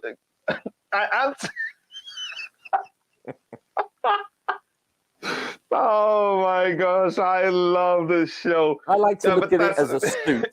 but that's by the way, and a blue blood man, he says I didn't mean for it to be disrespectful. I know we understood. Yeah, you're a human being, I'm a human. Sometimes I'd say something, but you know I love seeing you here, your contributions. And again, he or she is a very straight shooter. I know that quite well. Again, this is not. He or she is an OG here. But that's, by the way, thank you very much for that contribution too. Hi, again, Taga Adiawa, thank you for joining us again. We need just 9 more likes to get it to 100 likes. If you haven't, take a second to drop a like so that we can get it to 100 likes as soon as possible. So, Roger, were you still saying something, or should I go to AD? Ed, did you have anything to add to that? Or Eddie, he's having a connection issue. Yeah, let's talk about the case. Go ahead. Coach, only 9 more likes. You seriously need to start stretching. I think we should have timed it. We should have said, okay. No, not happening. I think we need to attach a time frame to it. If it doesn't happen, it's been too long, man, and I'm tired already. Whatever, Trevor. Yeah, here's the thing. Glenn says 8 more. It more like coach is eager for those push-ups. Yeah, good luck. It will happen. No pain, no gain, coach. Yeah. Roger, let's really talk about the case of Dennis Zakaria. He's a good player. You could say, if anything, more of a box-to-box midfielder. But if you ask him, he can tell you he can actually play in the number 9 position, which every player does, as long as they get a chance to play in the team. So, but what I want to talk about is, again, in this case, when we got him, I was hoping for that to develop into the case, a similar story for. In the case of Mateo Kovacic, we got him on the free, and it's a good player. And believe me, I know that Zakaria can be a good player.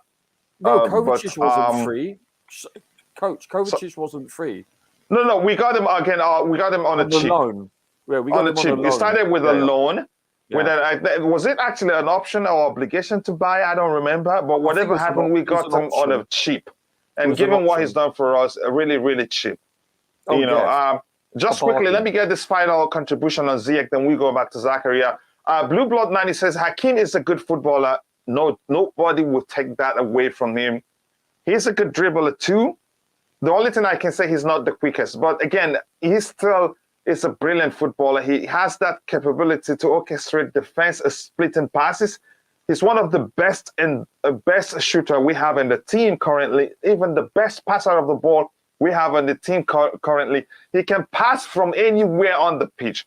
And the difference with his passes to any other player we have is that he adds pace to his passes. So much pace that before the opposition defense know what's going on, the ball gets to its intended destination. But something is off with, again, I think Thomas Tuchel ruined it. There was a time I was thinking, you know what, he's arrived. And it wasn't like he did anything wrong, but boom, Tuchel dropped him to the bench, and he's been down south ever since. That really did break my heart, because I've talked about it already. That was when we start seeing him dropping deep, contributing defensively, winning aerial duels, winning ground duels, being more physical than usual, and was scoring goals, assisting goals. What happened? I don't know. Some people think Thomas Tuchel favored other players than him, but I don't want to get into that, because really it does break my heart. His attitude isn't personal towards us, the fans. That's the truth. We have to recognize that. Plus, again, I've said something. It's easy to jump to conclusions that Hakim Ziyech has, that he has an attitude issue, given the way he carries himself. Yeah, it's not endearing to the fans. Exactly. So it's easy to jump to conclusions that he has attitude issue, but I don't think that's the case. Again, we don't know how, again, he's being treated, and what he's being told in the workplace doesn't fit philosophy. Leave it at that. Again, that's just that. We all see things on a surface level. Again, we can only speculate. Dennis should get games to show his class. Well, it's not a trial. Again, playing matches, serious matches, it's not a trial. It's not a trial. Again, we want to win. So again, I don't know. His situation is complicated, really. Plus, people, you can start with the argument that, okay, you know what? Now, if he was that good in the first place, Juventus wouldn't let him leave on loan. That's one thing to consider. I know the argument that he's had injuries as Juve also. Plus, Allegri doesn't know how to use him that well. And I want to ask the question: who brought him to Juve? Was it Allegri or some other manager? But whatever the case is, I think in the first place he wasn't doing well. That was why they wanted to let him go on loan. But that's, by the way, I think. Plus, but the argument I want to bring up is this. Again, I think I've read all of that from Manny. I want to bring up is this, and I want to ask you: is it a case, again, what we're learning or what we're beginning to understand, that Potter really doesn't use traditional, DMs? Do you think that's why, again, you could say Dennis Zakaria is being left out of the team on occasions, and again, he hasn't even gotten the chance to come onto the pitch even when we're winning? What are your thoughts, Roger? Yeah, so I read that he's never made one match day substitute bench. He's never even made the squad. I can't remember if he has or hasn't. I know several times he hasn't, but apparently, from what I read earlier, that someone had said, or I read it, that he's never made a squad on a match day. So I don't think it's what you stated, or actually it could possibly be the case, but I think it's highly unlikely. I think it's either he's not match fit or he's got.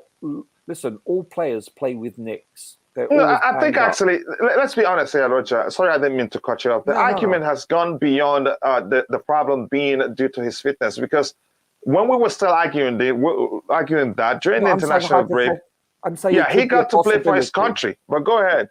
Yeah, but how long? Okay, so let me ask you. I don't know this. This is why I'm asking. Did he play long for his country? Was he a sub? Did he only come on and only spend a few minutes? I don't know. Even if he wasn't enough, don't you think by now, if his fitness was the issue, he'd be ready by now?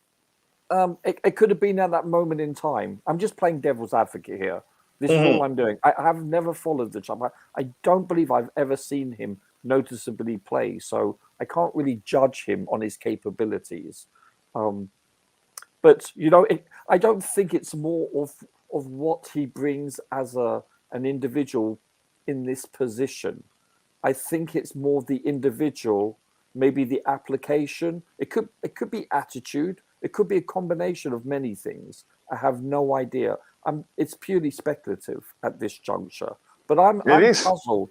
I'm puzzled as to why he hasn't even been given an opportunity to even be on the bench, or if he has been on the bench, if that was erroneous. Then okay, but how about if the case is really that Potter doesn't play with traditional sixes, which you could say he's one. The most he is Do you think that's the case? The most he is a box-to-box midfielder, and maybe the Kovacic role, but you can say he's not even close to a dribbler as Kovacic is. Kovacic is better at fulfilling that role. And if this cover isn't playing the hybrid of 8 and 6, we have what's his name, Ruben Loftus-Cheek, who can play there. So and Kovacic, so you can say clearly his surplus to requirement, and I'm not surprised that the plan is to terminate his current the loan deal in January. But go ahead.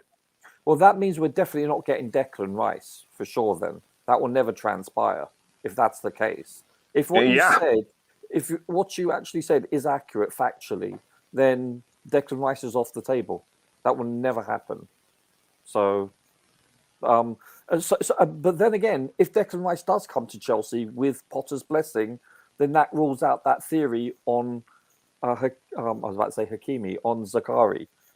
So that means it must be an individualistic issue as opposed to a positional issue. So that will answer the question. Positional in the sense you're talking about attributes wise. Yes, of course. Because if he does get Rice, he's a traditional 6. Would you not agree? So but what makes Rice different is his ability to slot in again as a CB. Which makes him a perfect DM. He's a dynamic player. I get it. Yeah, no, in the sense, no, I'm just talking about again when you have many players bumping forward, and all of a sudden we need to defend. He can actually slot in and become a CB temporarily just to stop the situation because he plays there too. But again, the whole point is whether Potter likes a CDs at all. I don't think he does. The first person that mentioned it here on Chelsea Perspective was Glenn, and I did some research, and I think that's the case. But do I think there's a chance he changes? Yes, but go ahead. So regarding Brighton, I don't watch too many Brighton games, and I haven't historically. I actually have the ability to watch all last season's Brighton games. I should watch a few of them. Does he not utilize a holding midfielder then? No, more dynamic. That's the thing that defines his approach to football. Yes, again, no, I don't think he finds. I think he finds a way. Listen, you and I can agree. We're still studying Potter. Oh gosh, yeah, for the next 20 games plus. Exactly. So why some people will argue? Well, if you look at Bali, Why some people will say if you look at Bali, you get Brighton, you get to understand how he likes to approach the game, but that's not enough. With Chelsea, he has a different crop of players. Yes. Which means there will be a slight change to his approach to accommodate those players. And that's simply the truth. So now we need more time, to be able to predict what he's capable of doing and not. But I get your argument. You go ahead with what you're saying, brother. No, I think that's valid. You're right, because what you do look at if you watch and observe Brighton doesn't necessarily transcend into the Chelsea team because of the fact it's a deeper squad, it's a more dynamic, more talented squad. I mean that politely, not disrespectfully. So he would be able to utilize certain people in certain positions, either in an orthodox or unorthodox manner. So you're right about that. He seems like a very, how shall I put this? He's a coach that is willing to change. He's not stubborn. If you look at a Conte, I mean, sorry. If you look at Conte, he invariably always plays with a back three. He feels more comfortable with that. That's his background. They're the same. They're the same in terms of structure, but yes, they differ in application. DNA. He's not as flexible as a Potter. Potter is very flexible. He adapts on the day and then also in real time in a game or match. So he's a very fluid coach that is willing to mix it up, for lack of a better expression. So it's very hard to interpret him. He's not your typical like Mourinho-esque person. You look at Mourinho and you watch 4 or 5 of his matches, and you know what he's all about. It's simple as that. Antonio Conte and all. Yeah, exactly. Etal. Yeah, you can name them. You can name which is. Listen, they've been great, winning professional coaches. You can't deny that. But Potter, if I was a coach opposing him on game day next week, I'd be like, lads, your guess is as good as mine. Good luck. You drink a gallon of coffee as you prepare. Yeah, maybe 2. Yes, and that makes him special, and that's one of the reasons why I like him. He's very, very unpredictable, very unorthodox. You could say you could say he doesn't have a defined, you could say, a process in terms of application. Application is always dynamic. Yes, and that's why he's unpredictable. Yeah. And you could argue that was why. You could say that was why again. You could say Milan were confused because how do you deal with such, you could say, unorthodox approach? I think it's a combination of that, but I honestly believe that because they were playing Juve on the weekend, they were looking ahead. I believe it's a combination of many factors. Okay, what happened after playing Juve? No, they still couldn't stop us. Well, they were down to 10 men. Come on, let's be honest. I knew you. No, listen. I'm a Chelsea fan. I'm not an AC. I sound like an AC Milan fan. I'm not defending. No, I know you're not. You're trying to be as factual as possible here. I really am. It was 0-0 until Tomori, committed that foul penalty. And let's say we'll never know. Obviously, we cannot rewind time. We will never know how the game would have progressed had there been 11 on 11. We could have won 4-0. You never know. But let's put it this way. We've been, I wouldn't say fortuitous. That's misleading. But our opponents the last 3 to 4 games have not been up to par. They haven't been at their best. Let's put it that way. I think we can safely assume that. And that's respectful. Now, has Potter and the players played very well, regardless of opposition? Yes, they have, which is something to be thankful for, because there has been a time in history over the last couple of millennia that's never been the case, or often the case. So, we have sterner tests ahead. This is not a true barometer or a litmus test. For me, here's the thing. Here's what I would say. Do you agree? Go ahead. When you're done, I'll let you know.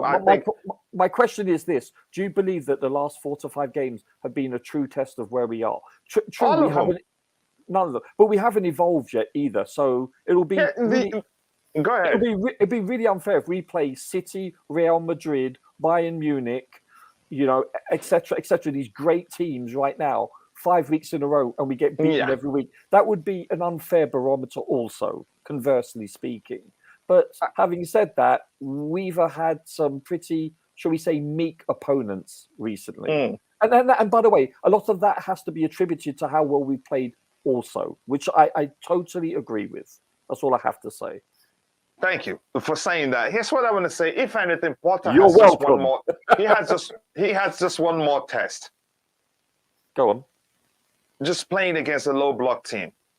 Yeah. Well. And you could say that's actually the most difficult of all. Yes. Because as long as we play a team that tries to attack us, Potter's team will still do well. Yes. With or without Werner. Yeah, exactly. So what I'm saying is that my point is you could say the most difficult test for Potter would be playing against low block teams. And I think he'd be able to handle that, given, again, if you follow Brighton, they play well all the time, even against teams that defended. But you can say Brighton didn't play that much as Chelsea played against low block teams, because teams will always feel like they can beat Brighton. Yeah. Yeah. So, but that's by the way, again, but now he will have, again, a lot of teams in the Premier League defend deep, because they're afraid of, conceding and losing against us. Let me catch up with the chat, and I think after that, we can actually call it a day. In a few minutes, we have a few minutes more before we round off. If you're watching, just 2 more likes before Roger would do a push-up for us on camera. Again, I hope to see that. We know English. Yeah, we know English at all. Yeah. Convenient lack of understanding of a particular language. Yep. I believe Ziyech is a good player, no doubt. Nobody can take that away from Ziyech, but I don't think he works well. He actually works well for Chelsea, but something, again, a lot of factors aren't aligned for us to see that happen. He does have attitude issues. Again, it is the reason why Morocco didn't call him up under Lampard. You think so? Okay, we all see things from different lenses, if you believe so. I thought that, again, I would have seen Chukwuemeka get the Champions League debut on Tuesday. Your phone is really trying to help you spell. That happens to me all the time, but I understand. Now, Chukwuemeka will get his chance. He will most definitely get his chance. I think the process has to be gradual. Again, I've said this before, but I'm going to repeat it. Young players, you don't need to rush them in. Make it a gradual process. If you don't want to make it in a way that at some point they start feeling unnecessary pressure, which can you could say become a problem to their development. You want it to be gradual. You want them to stay hungry. You don't want them to, at that age, to feel like they've arrived. Overwhelmed. And overwhelmed too. It will become an issue. Again, Gabriel A says it could be that because he's a lone player, Potter wants to focus on players that are ours, perhaps. That's a delicious comment. Here's the thing, Roger, given this comment here on the screen from Gabriel A, I think I've made an argument before that why, if we really want our players to develop that well in another club, you have to sell them. If you want them to play in a club, again, get the focus of the club to the club to really focus on their development. You have to set it up in a way that, again, sell them at the buyback clause. Yes, of course. Then you're assured of the player's development, because if the club they want the player to do well, when you come for the player, they'd sell him again and make a profit. Except if the player is going to a lower grade team, bottom table team or mid table team that you know that what you're giving them is better than what they have, then you don't need to sell. But in most cases, if you really want a player to develop, you have to sell. And the most you could do is put a buyback clause, because I've argued this before. If the club have good enough players, their priority isn't to develop your player for you. Right. Yeah. Your own player your player only gets to play if the player gets injured. So sometimes they get players on loan just to make up numbers, not because that player is going to be starting. So that's really a delicious comment, and I love it. And here again, Zakaria a Tuchel deadline day signing. Potter doesn't view Zakaria as a crucial member of the team. Zach will not play a single game for Chelsea. I wouldn't be surprised, but again, I wouldn't be surprised if he gets a play. After all, wasn't he on the bench against Milan away? He was, right? As San Siro, I think he was. But No, he that's not wasn't. really. Yeah, I don't believe he Can you was. just check quickly if you have time. Sure, I'll do again, it right now. Okay, thank you, brother. Here, Jump Out into the says, I heard rumors on football therapy about us looking at Mbappe after we offload Ziyech again and Dennis, even though I would prefer to not see him at Chelsea. Again, the whole thing comes down to what the new owners want. And like Roger argued, and again, that a delicious argument he did that makes sense. Again, he's commercially viable. Again, his commercial value is like humongous, that it wouldn't even take too much time to make. Sorry? I apologize. He was on the bench. Okay, yeah, he was on the bench. I thought so too. Again, it's easy to forget. So that won't be an issue. Again, there's a chance the club owners want him, but we don't know. Again, Roger, again, be careful, lad, and sure you have your back strap. Hey, man.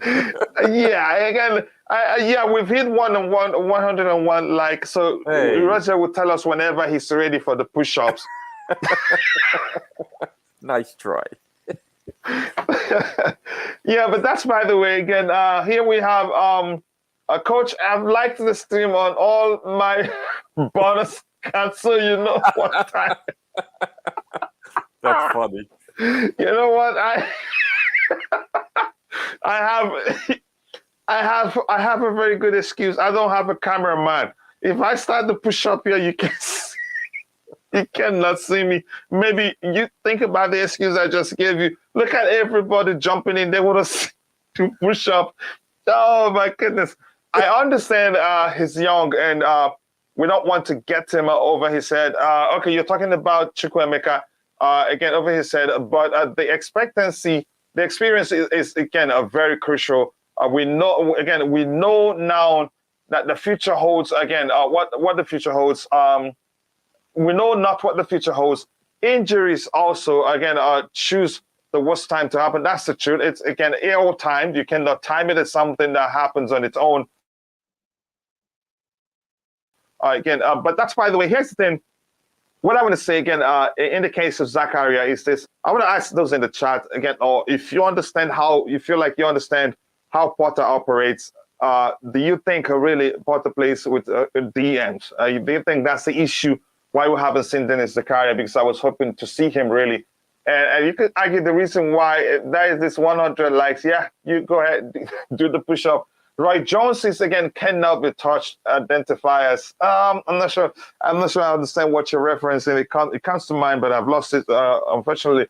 Here's the thing: Zakaria's case may well be due to Potter not being he's not too.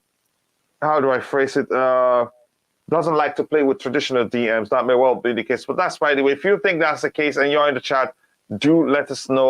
Let's go, Kachila. Yeah, wait for it. I'm gonna start soon. Let's look at this really.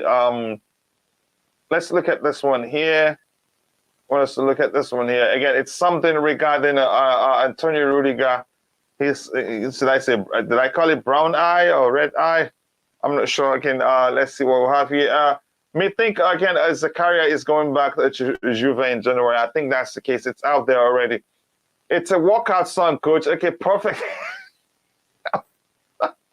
So you really did join back because you've been silent for a while to see coach do push-up. Not today, man. And here's the thing. I'm not saying that's what I have a pant on, but usually people sitting behind the cameras, if you can't see them fully, especially work people, they're just on Zoom. Some of them will actually have a short or sleeping pants on. So yeah, you're not sure which one I'm putting on, but I'm not going to do that. Roger, here is Antonio Rudiger here, typical Antonio Rudiger, and thank you for Just Viola for sharing this. But what the heck is it? Is that the serviette paper or tissue paper on his eye? Don't they have? It's gauze, isn't it? Isn't it gauze? I can't see. No, that's hilarious. I'll be honest with you. I miss him. I really liked. He was infectious. he sold out. He put his body on the line every time. His intensity, I love everything about him. Him and Koulibaly would have made an amazing partnership. I think it'd be too much of aggression. I think we're being spoiled with again. Go ahead. I just think it would have been a dream partnership for me. I mean, I understand and respect. Which of them playing centrally? Well, it depends. If it's a back two, it doesn't really matter. Back three, I would probably have Koulibaly in the centre. Yeah, with Koulibaly centrally because he's you could say he's more cool-headed than Rudiger is. Rudiger is more aggressive than him. Yes, and Koulibaly is better on the ball. So Koulibaly for me starts centrally if that's the case. I was amazed that once we had VAR, I was really nervous that he would experience a lot of red cards, and that didn't transpire. So he did tone it down a bit because the season prior to VAR being implemented, he was going in really hard, and he avoided quite a few sending offs, in my opinion. He was borderline on quite a few, so he did well. He showed discipline. I like him. I miss him. He's a great player to have. Yeah, really yeah. Again, thank you very much for that. Yeah. But I just want to say something. So what's his name? I forgot his name now. Trevor Chalobah. He's undefeated. When we're undefeated when he starts. Do you know how many games that consists of? I was astonished at this statistic. I thought it was about a dozen. It's 27 matches. Yeah, he's a fine defender, really. Yeah, he is. He's going to be a really. I'm so pleased we didn't sell him. So pleased. Where would we be right now with Fofana injured? Where would we be? We'd be in deep trouble. We would have been in trouble because how many games, again, even if you place Azpilicueta in that position, how many games can he play again consecutively and not burn out at his age? Exactly. Yeah, it's not that simple. Again, he had 10 minutes of game time to build his, his chemistry is better than none, and also confidence also. But I think the kid is confident he will get his chance. Don't worry. The games are coming in thick and fast. Everybody will get to play. Even Ziyech, I think, will get game time. Maybe Zakaria too. Looks like a folded napkin. Yeah, exactly. Napkin was what I was thinking. What the heck? Don't they have a Band-Aid? Rudiger must be going crazy right now. He should have tried to go through the storm with us. No, I don't think he'd be regretting anything. Probably a lump sum sign-on fee. I don't think Chelsea will give him again the length of contract he wants. Pay him how much he wants. That will measure how much he'll get as a sign-on fee at Madrid. No, I don't think he's regretting anything. Coach, can you imagine Koulibaly and Rudiger in our defense? Team will be scared of us. Yeah, but I don't think it's a perfect balance, really. As much as I think it's manageable given that given Koulibaly's playing ability. Sorry, Roger, were you saying something? I think he would have stayed had we not gone through the ownership. But how do you think he would stay? Haven't realized how much he'd make living on a free. But go ahead. Sure. Had this issue of the Ukraine war never transpired, let's say it never happened.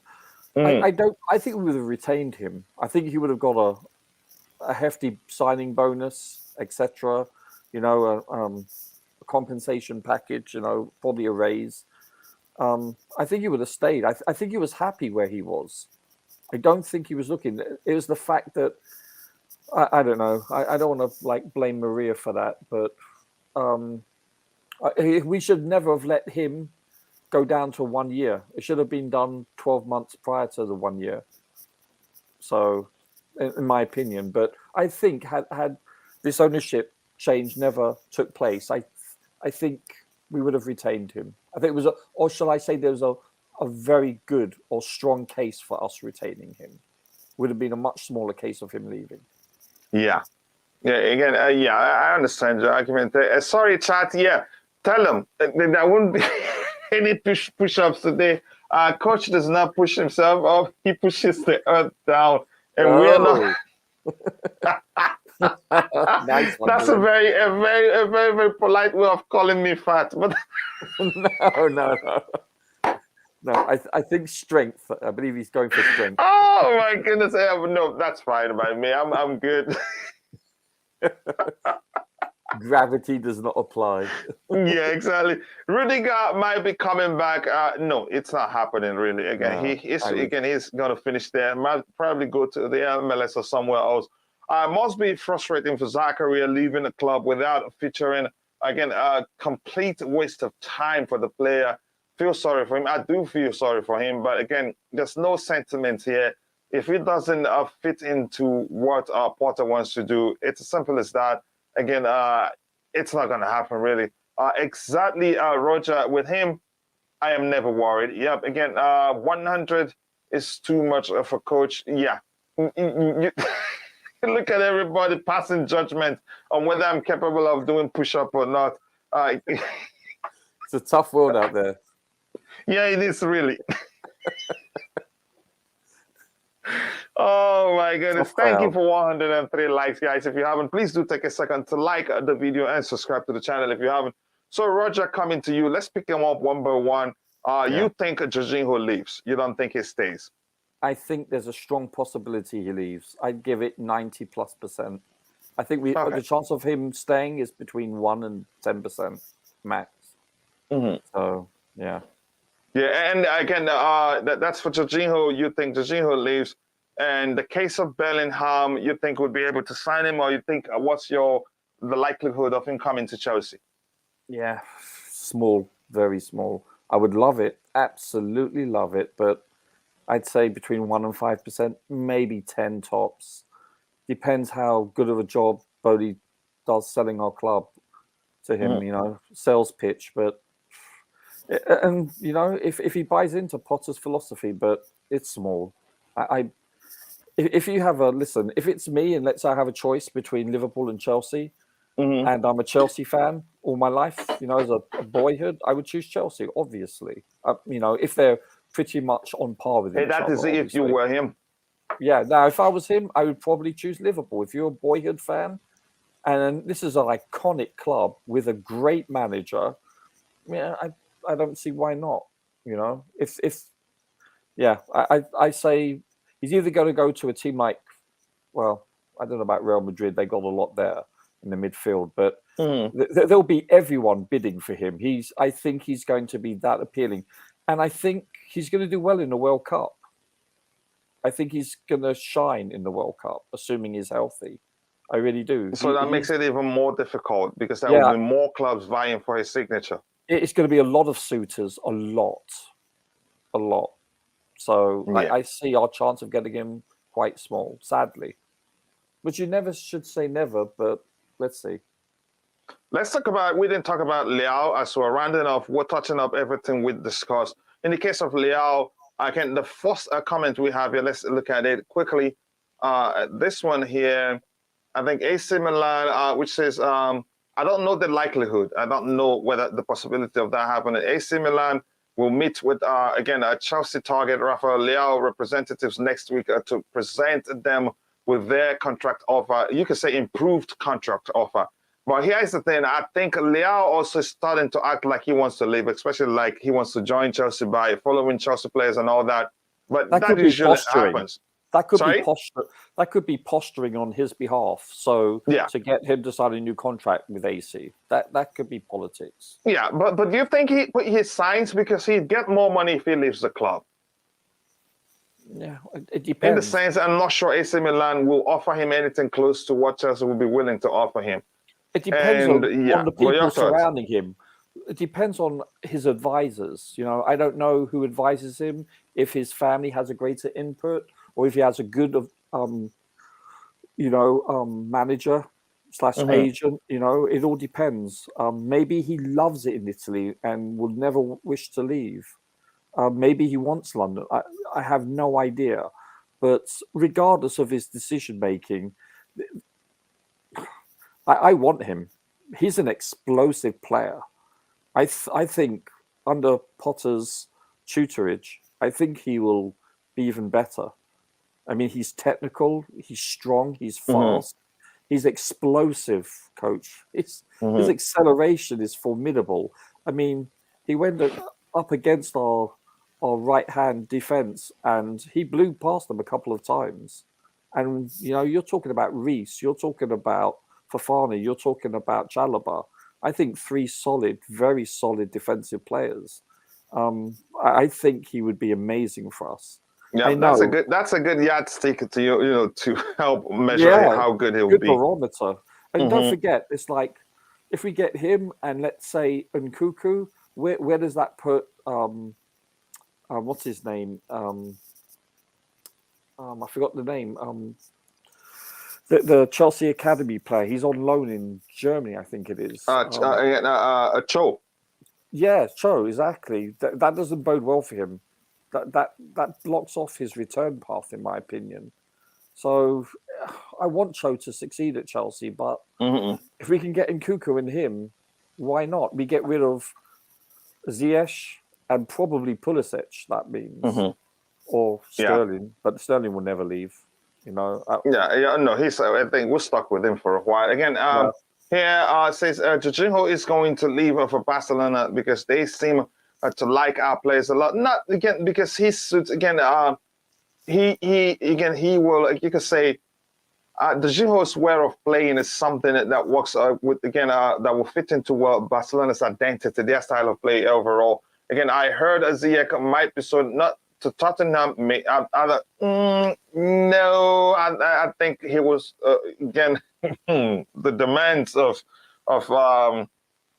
what's his name, Antonio Conte is something I think really. As much as I like Ziyech, I don't want him to go to Tottenham, and I don't think Chelsea will sell to Tottenham except if they're getting something in return. Bellingham and Liverpool. Do you both think a club has a lot of time left at Liverpool? I don't think so. It's looking again, but let's say. What defines, again, what happens to Klopp at this point, their performance in the Champions League? He's been to two finals, right?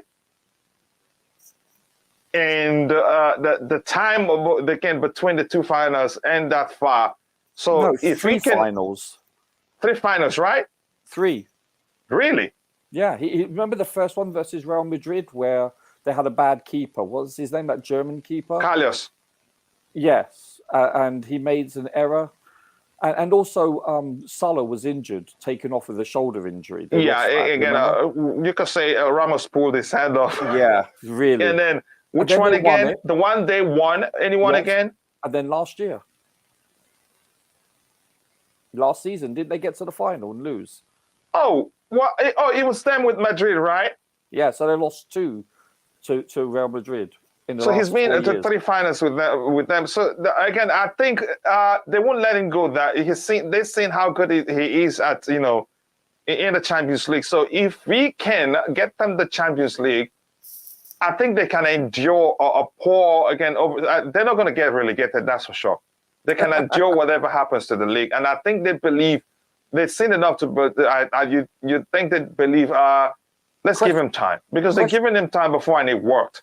Yeah, and they have an issue, and even before this, consistent poor performances we'll see from them, I think he did talk about the issues they have in the midfield area. You could say that's where the issue lies. And Thiago is so poor for them in the midfield area. As much as he's a good ball passer, I think he struggles in the Premier League. Yeah, no, exactly. He's wonderful.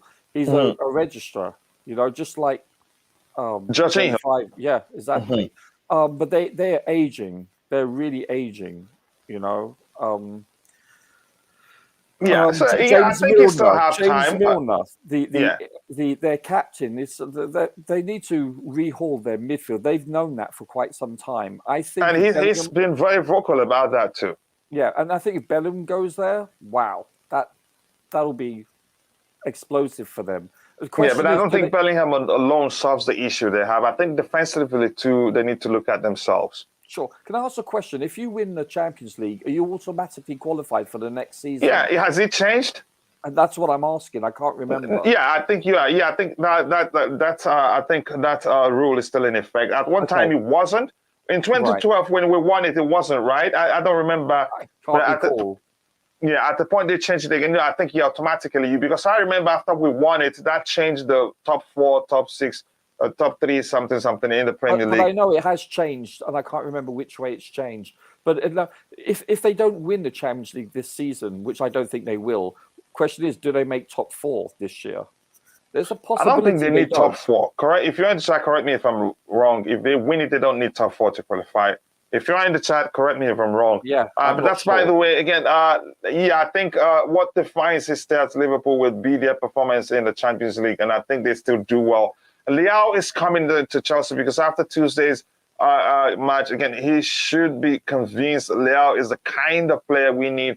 Again, that's just your opinion. But that's by the way, Roger, I want to really thank you again. I don't know, you and I have to talk, so I'll find the correct way to add your credentials to the chat so that people can at least follow you on Twitter. Let me quickly, again, would you mind me sharing your Twitter handle with them so they can follow you? I hope you don't mind. Yeah, not at all, but I don't really use Twitter. So that's the only thing. I follow a couple of people, online. I follow less than 10 people. I hardly use Twitter. So I'm not really on the Twitter, but yeah, you can share it. I mean, I'm not going to share anything now. I don't really publish anything. So no, but again, if anybody wants to reach you, sure. again, of course, yeah, for DMing me, of course, I'd be more than happy. Yeah. Just 1 second, I'll share again Roger's Twitter link so you can go give him a follow. Also follow Chelsea Perspective, please.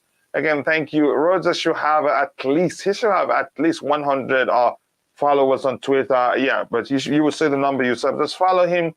But I think he has a setting that he has to approve before, again, you'll be able to follow comes through. So please go check out Roger's Twitter account and follow him. Roger, I cannot thank you enough again for finding the time to join the show. Again, always brilliant to have you on the panel. My Delicious pleasure, discussion. Again, more thanks to you, I must say. Again, thank you to everybody in the chat. Thank you to Jumport Entertainment. I appreciate you finding time to join. Glenn, thank you so much, brother. I appreciate the comic relief, the laughter, and everything. I enjoyed so much. Thank you to the Queen of the House for finding the time to join. Again, I appreciate you helping keep the house civil. And Glenn, I hope you're recovering better and better. Again, that's our prayers. Giovanni Jafta, thank you so much. I appreciate you finding time to join. And to everyone else, sorry if I missed your name. I'm only human. I hope to see you guys next time. God bless us all, and bye.